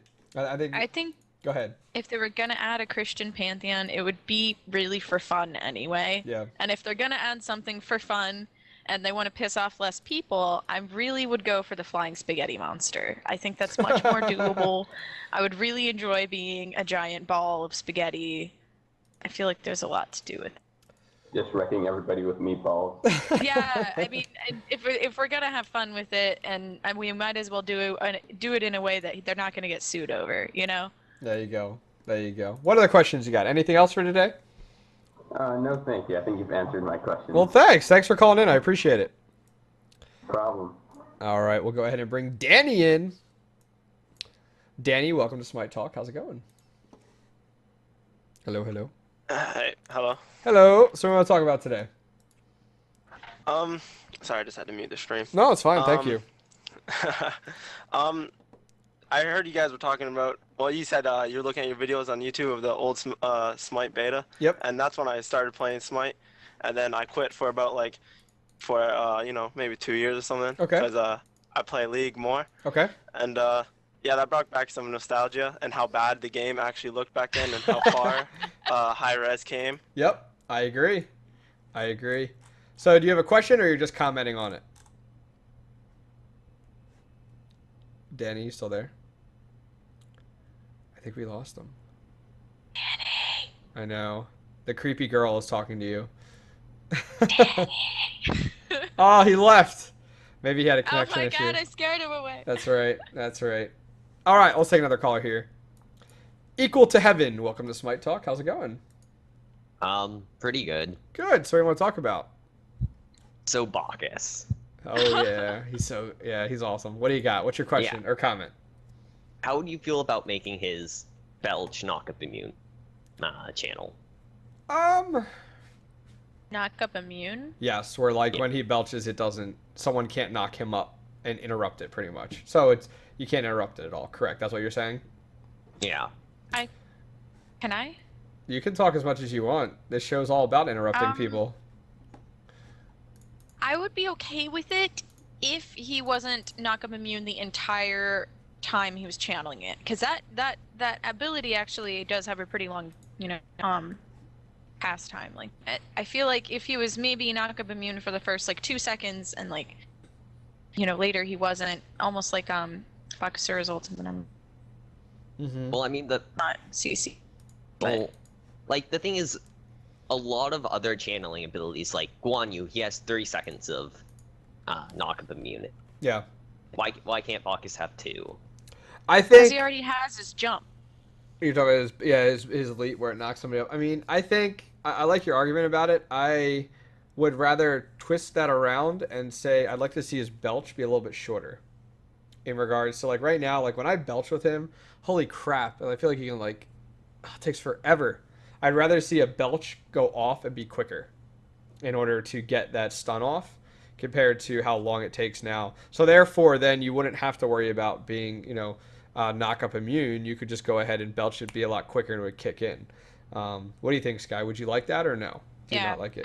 Exactly what you're saying. I like that idea. The cast time is just so long. You can get knocked up. You can get interrupted when, you've already been trying to cast your stun for a while.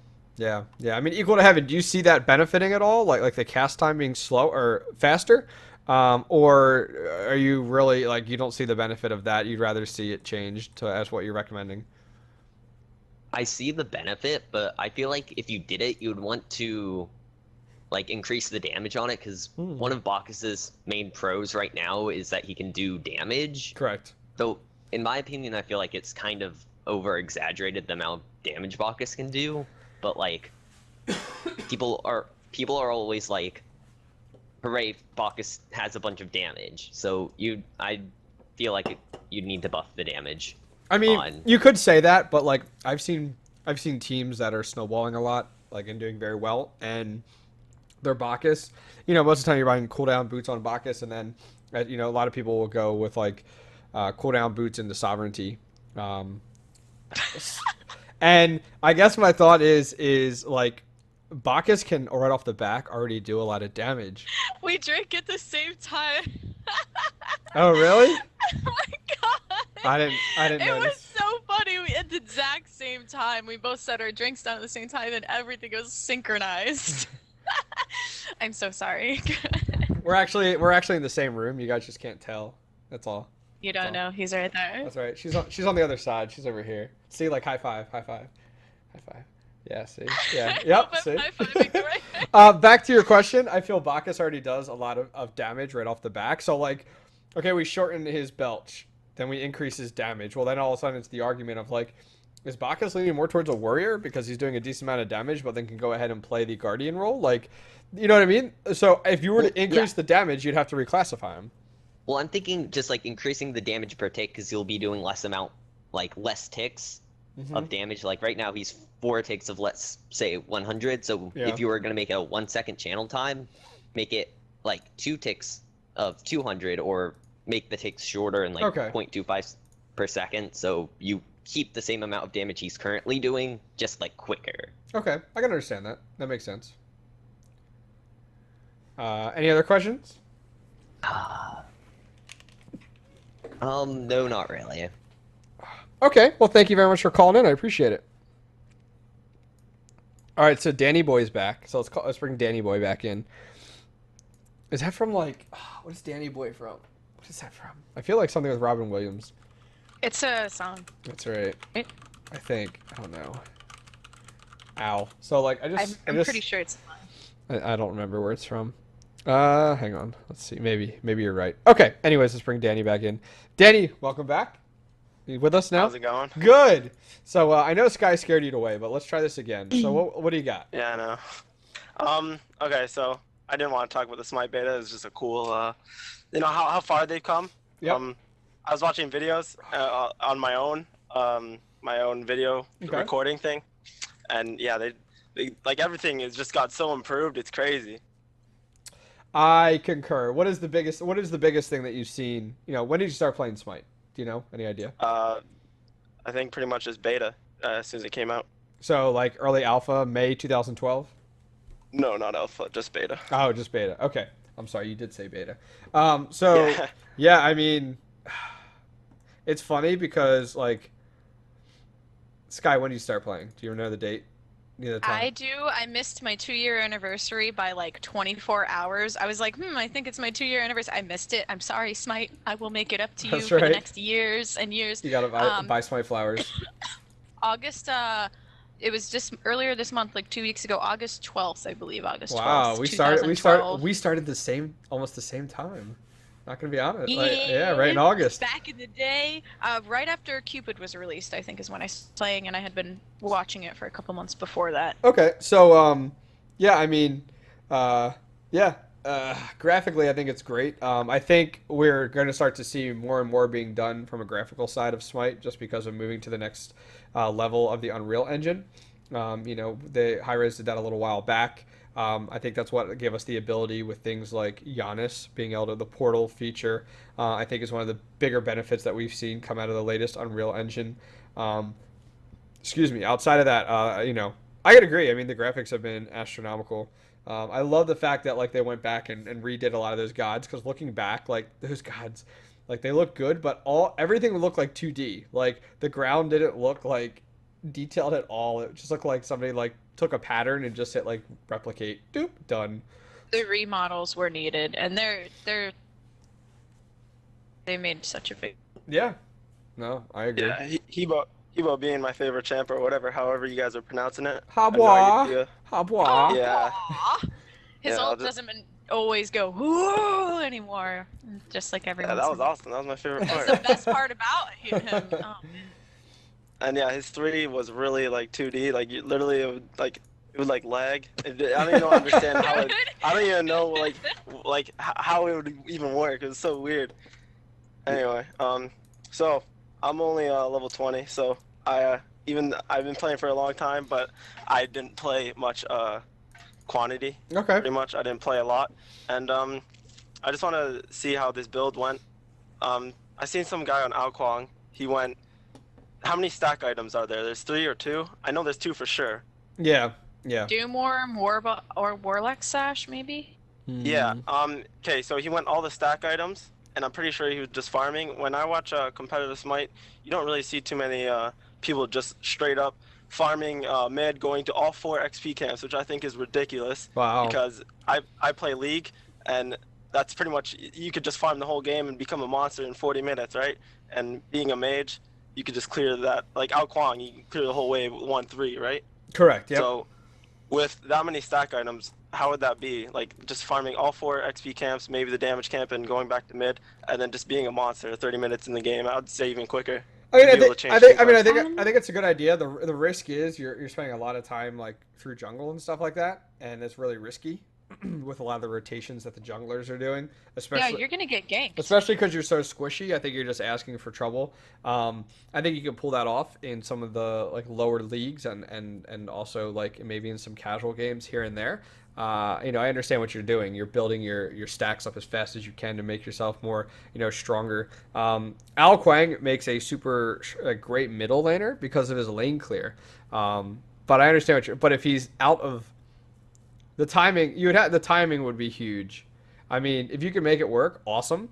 And someone else in chat says like, yeah, that's an expensive build. Like, and so I don't know how effective that would be. I mean, yeah.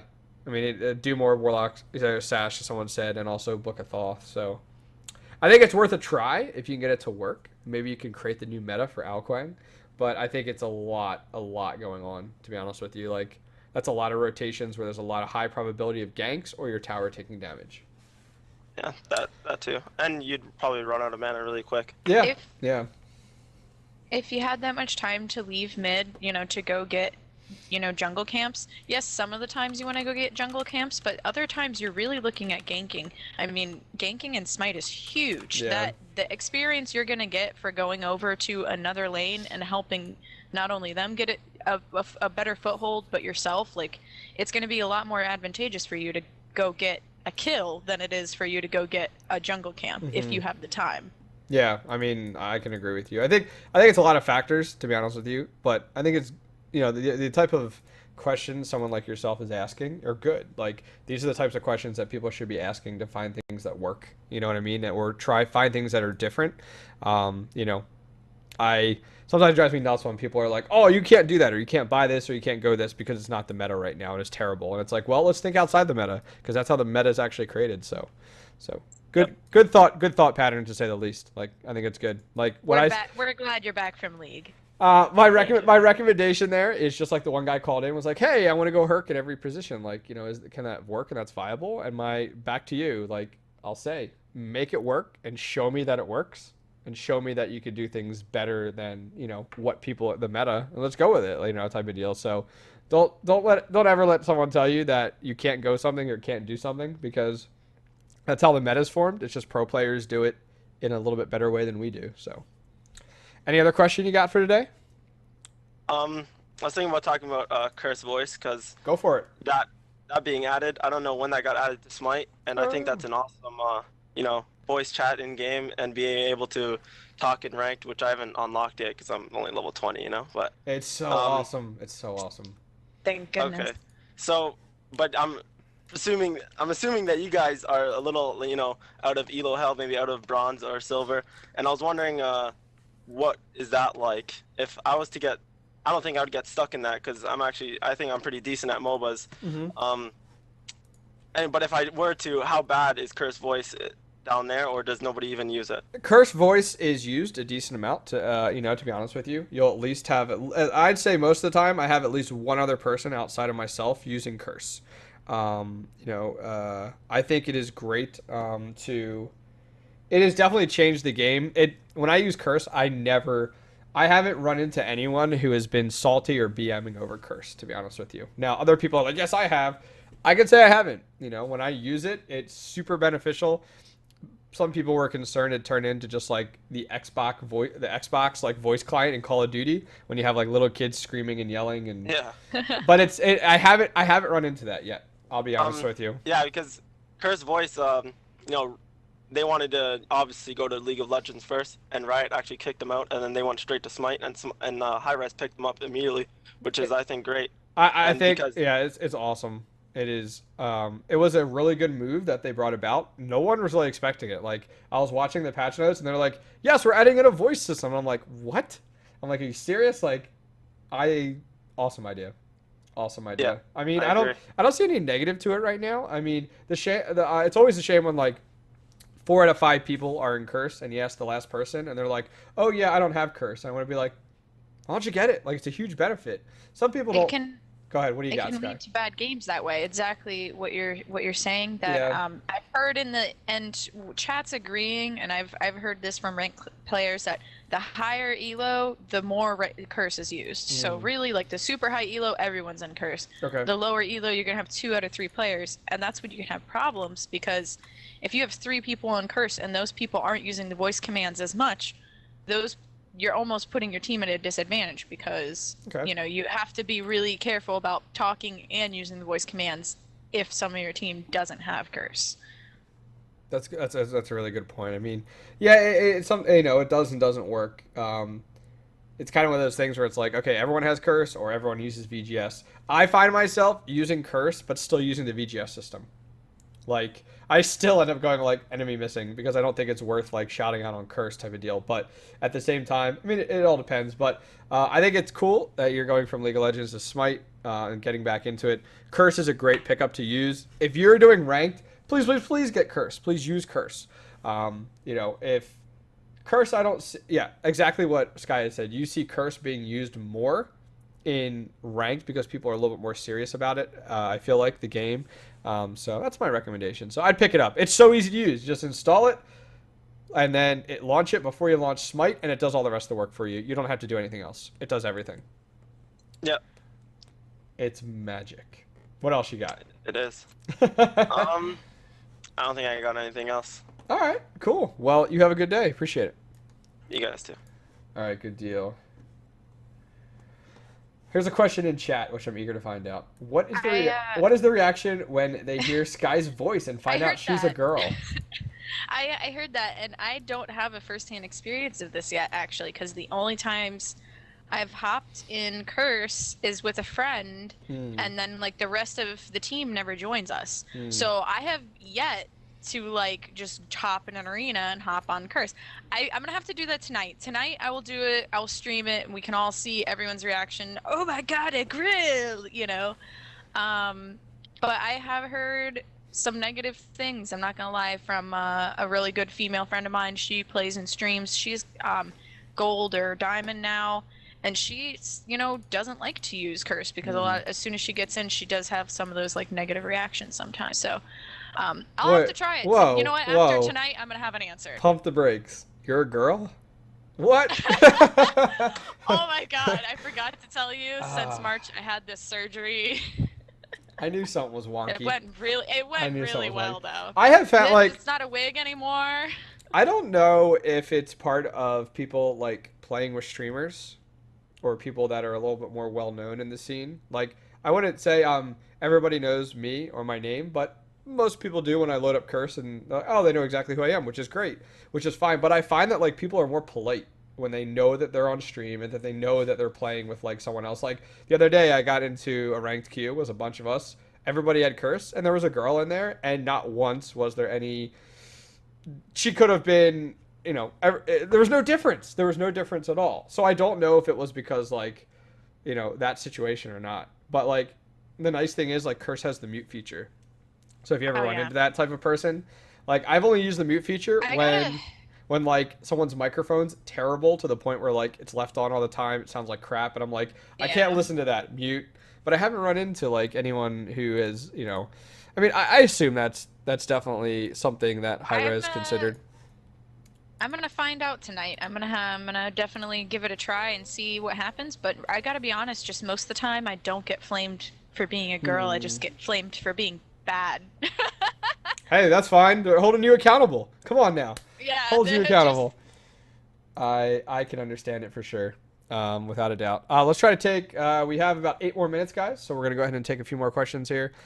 Noda, or Nada. Welcome to Smite Talk. How's it going? Good. How you guys doing tonight? So what do you want to talk about? I've been playing Smite for a good amount of years, like 2 years now. Like awesome. Pretty late beta, whatever. Something about items has always annoyed me. Okay. And it's how, like, I could probably rattle off about 6-7 sets, or pairs rather, of items that are exactly the same, going from physical and magical. Like Soul Eater and Pythagorean's Piece, for example, or Titan's Bane and Obsidian Shard. Like, they're exactly the same, but for the respective like attacking classes or whatever they're called. I don't really know. And I just want to know what you guys think about the items that we currently have and what you can expect or what you want to see with items in the future. Okay, Sky, why don't you take it first? I'm feeling really good about the items, and it's funny because, I mean, not even 6 months ago, I just was still so butthurt about the items, and there's not enough magic protection and physical damage items, and there's too much physical protection and magic damage items, and I really feel like they balance that out on both points there. I'm really happy. I feel like whatever I want specifically, I can pretty much build it. I'd really like to see Focus Voidstone back in the game, but I just don't see it happening. Right.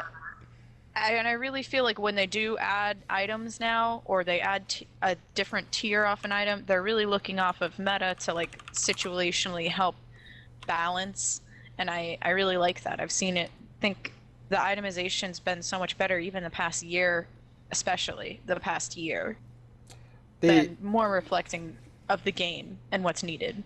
Hi-Rez has come a long way with their items. If you look like more recently, the tier system, the branch tier system has come into play, where the items will branch off from some items to 2 to 3 type of deal, and so that was definitely different. I didn't like it at first, but I really like it now. So we did see that change. Prior to that, we saw Hi-Rez categorizing the items quite differently to make it easier for new players coming in to find what they're looking for. Like, hey, you come in, you want attack speed, you go to the attack speed category, there you go. Hi-Rez also made the change where like you can only buy what's specific for your god. I didn't like that. In regards to like you can only like Hobwalk can't buy an attack speed physical damage item. Yeah. And there's been quite a few so we've come a long way with the item adjustments. I am very happy and agree with where we're at with items. I do not want to see us double in item size. I don't want to be a game. I don't want to be a game where we have so many items and it's like, are you kidding me? Like, how are you going to recommend? Like, I hate looking at items and it being like a book to the point where you're like, what do you want to do? I would like to see it. Right now, I know of quite a few people that I'm friends with that play Smite very casually every once in a while, and they will not take off the auto purchase item. And I always say why, and they're because as soon as I take that off, I'm so confused. So I think I think the store system could use almost like training wheels for those people when they take off the auto buy, that maybe there's a dumbed down store and then you can like go to the advanced store, which is what we have now. And I know people are like, oh, don't dumb down the game, blah, blah, blah. And I understand that. That's fine. But like, the item, you have to remember, purchasing like a toggle view of the item store. Yeah, and there are some different views to it, but I feel like the items, I don't want people to be turned off by purchasing items outside of the auto build, because the auto build, we'll be honest, is not very good. It's not situational, which your items need to be when purchasing. So the purchasing items is like its own mini game. Like you're purchasing items based on your situation, and you have to learn it, you have to be comfortable with it, stuff like that. So I don't know. I mean, I just think items could use some change to it. I don't want to see it grow too much, but I don't want to see it like cut things back at all either. Like someone in chat goes, well, what about popular items? That's been done. That fixes it for you. No, it doesn't, because popular items is just showing you some of the items that are most popular on that god. But you got to remember, every build should be situational. Like if you're going in a dual lane and you're going against 2 other individuals, and under the popular build or the recommended build, it says for you to get your 3rd item to be physical protection, but you're going against 2 magical gods, you're not going to go ahead and pick up that right away. Like you're going to get something with magical protections. So it's situational. So the popular tab is fine, but I don't want that to be the lazy man. Like, I don't know. That's just my thoughts. I'm just rambling on. What do you think? What do you think about the items right now? You're the one who called in.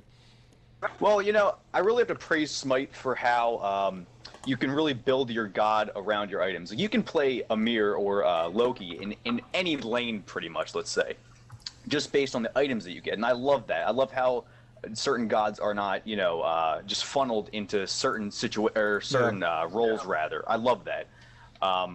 So that's that. I mean, as far as items go, or as far as the item numbers go, you were saying you have a great amount of items, and we don't really need that many more, which I agree with. but I would like to see some. I'm not going to go into the details, but I would like to see some different kinds of items coming into the game, and just excited about the future, I guess. Yeah, no, for sure. I mean, it's definitely looking very bright right now. So I can't. Did you say you're coming over from League, right? No, No. no. You've just been playing. That's right. That was a previous caller. They all merged together. No, sorry. Well, no, that's fine. That's fine. That's good. Any other questions you got for us today? I think that's it. Thanks, guys. Thank you. All right, we'll take our last caller here. Dutchman Power. Oh God, he found me. Dutchman Power, welcome to Smite Talk. How's it going? Get out of here. He's not going to answer now. I'll give him like 5 seconds. 1, 2, 3, 4, 5. Okay, next caller. Welcome to Smite Talk. How's it going, Sam? Hi. Hey, what do you want to talk about today? I'm in a 3v3 team. Awesome. Good for you. I love it. I love 3v3. In scrims, we've beat release gaming a few times. Okay. Did you beat Your Wizard yet?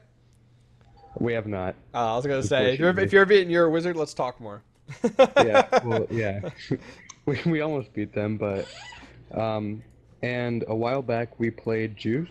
Okay. And we had Ao Kwang, and Ao Kwang was doing work against them, except they are Juice, and so they beat us. Okay.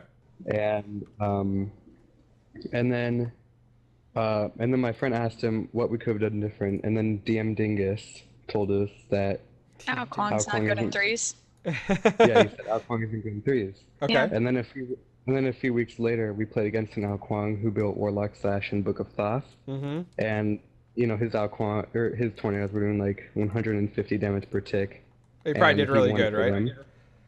Yeah, and I was wondering if you guys think Ao Kwang is good in 3v3. Sure. Sky has something to say, then I'll talk, I guess. I play a lot of 3v3s. Like, the person I play Smite most with is favorite, game mode is 3v3. But I don't play it competitively, obviously, but we'll go against Ao Kwangs that will do all that damage. But the person I play with, for instance, he plays Kali. I recommend putting Kali in your threes team because, oh my god, Kali's OP. But we'll really focus the Ao Kwang, even when they're full item build and their, ticks are doing hundreds of HP of damage every tick. You just got to focus him. You can't let him, and he can be focused. That's why he's not good in third. Yeah, like in the late game, we figured that out. When they would go in, they had an Athena when she would go in. So the second she goes in, you jump on him, and then you guys are back there. Would go to the back line and kill him instantly, but by then we already had Phoenix down, and Ao Kwang just placed a tornado, and our Titan was at half health.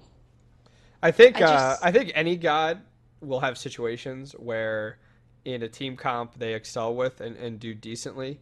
Like all of a sudden, like you could play Ao Kwang one game and he does really, really good, and you're like, okay, well he's great, but then you play him like 5 or 6 more times and you don't do as well.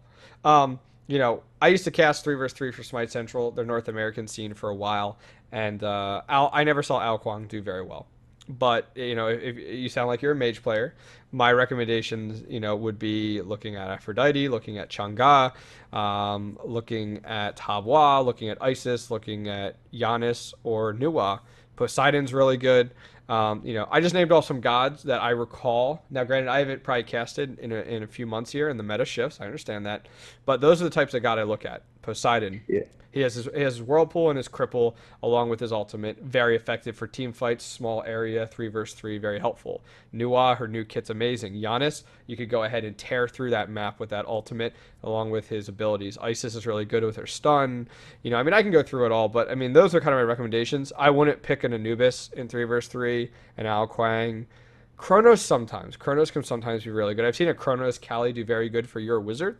Agni not as much. So just my 2 cents.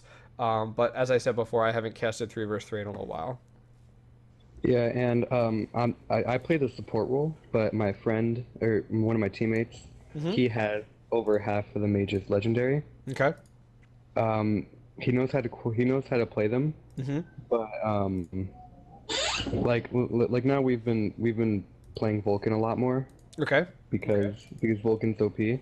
And and he knows that he thinks that Aphrodite can be one of the best mages 3v3. What do you guys think about that? I agree because of the fact that she is able to not only do damage, but she can go ahead and increase your sustain. I've seen Aphrodite do super good when you have a super aggressive like Kali paired with it. An Aphrodite Kali Chronos combination can be really good. That's just, I mean, yeah, I think he's spot on. What do you think, Sky? I think she can be good, but I shit on her all day. I One mean, I versus play one though. Hebo, Probably so one versus yeah, one. because I play. Yeah. Oh no! In Really? threes, Aw. because I'm Hebo, so I three her. I bait out her ultimate, and between her trying to ult to get out of my three and my ultimate, she really doesn't. She can't use her ultimate very well. Her heal ends up going to nothing because she gets burst down between me and a Kali. Hebo Kali, bam. So it's very situational. She can do very well. Just I don't see her doing well because I usually keep Aphrodite shut down. Well, you could Because counter. I have a ton of I run high CC teams for that exact reason. You can counter. Every god has his counter. There's no one that's going to be perfect across the board. But it all comes out to that picks and ban stage. If you're doing 3 versus 3, you should have an opportunity there to hopefully ban out someone or counter someone there. So, I mean, for a while there, people talked about the counters between Chunga and Aphrodite in 3 versus 3 for a while, and the counters that went on there. So, I think it could vary to say the least. What else you got? I have one last question. So, when we played your wizard, we were beating them 12-8. Yep. We made actually Bacon get so mad he broke his mouse. That's funny. And it was all because of so I'd be Bacchus and my friend was Agni, and I would jump in and then we would kill him in about 2 meteors. Yeah, because of the double stun. Yep. Yeah. But then Draco Malfoy when Osiris was kind of... Yeah, I was gonna say good luck. I mean, your wizard is pretty much the best 3 versus 3 team out there, and they in the past I've seen them start out a little rocky in their games, but their mid and late game are outstanding.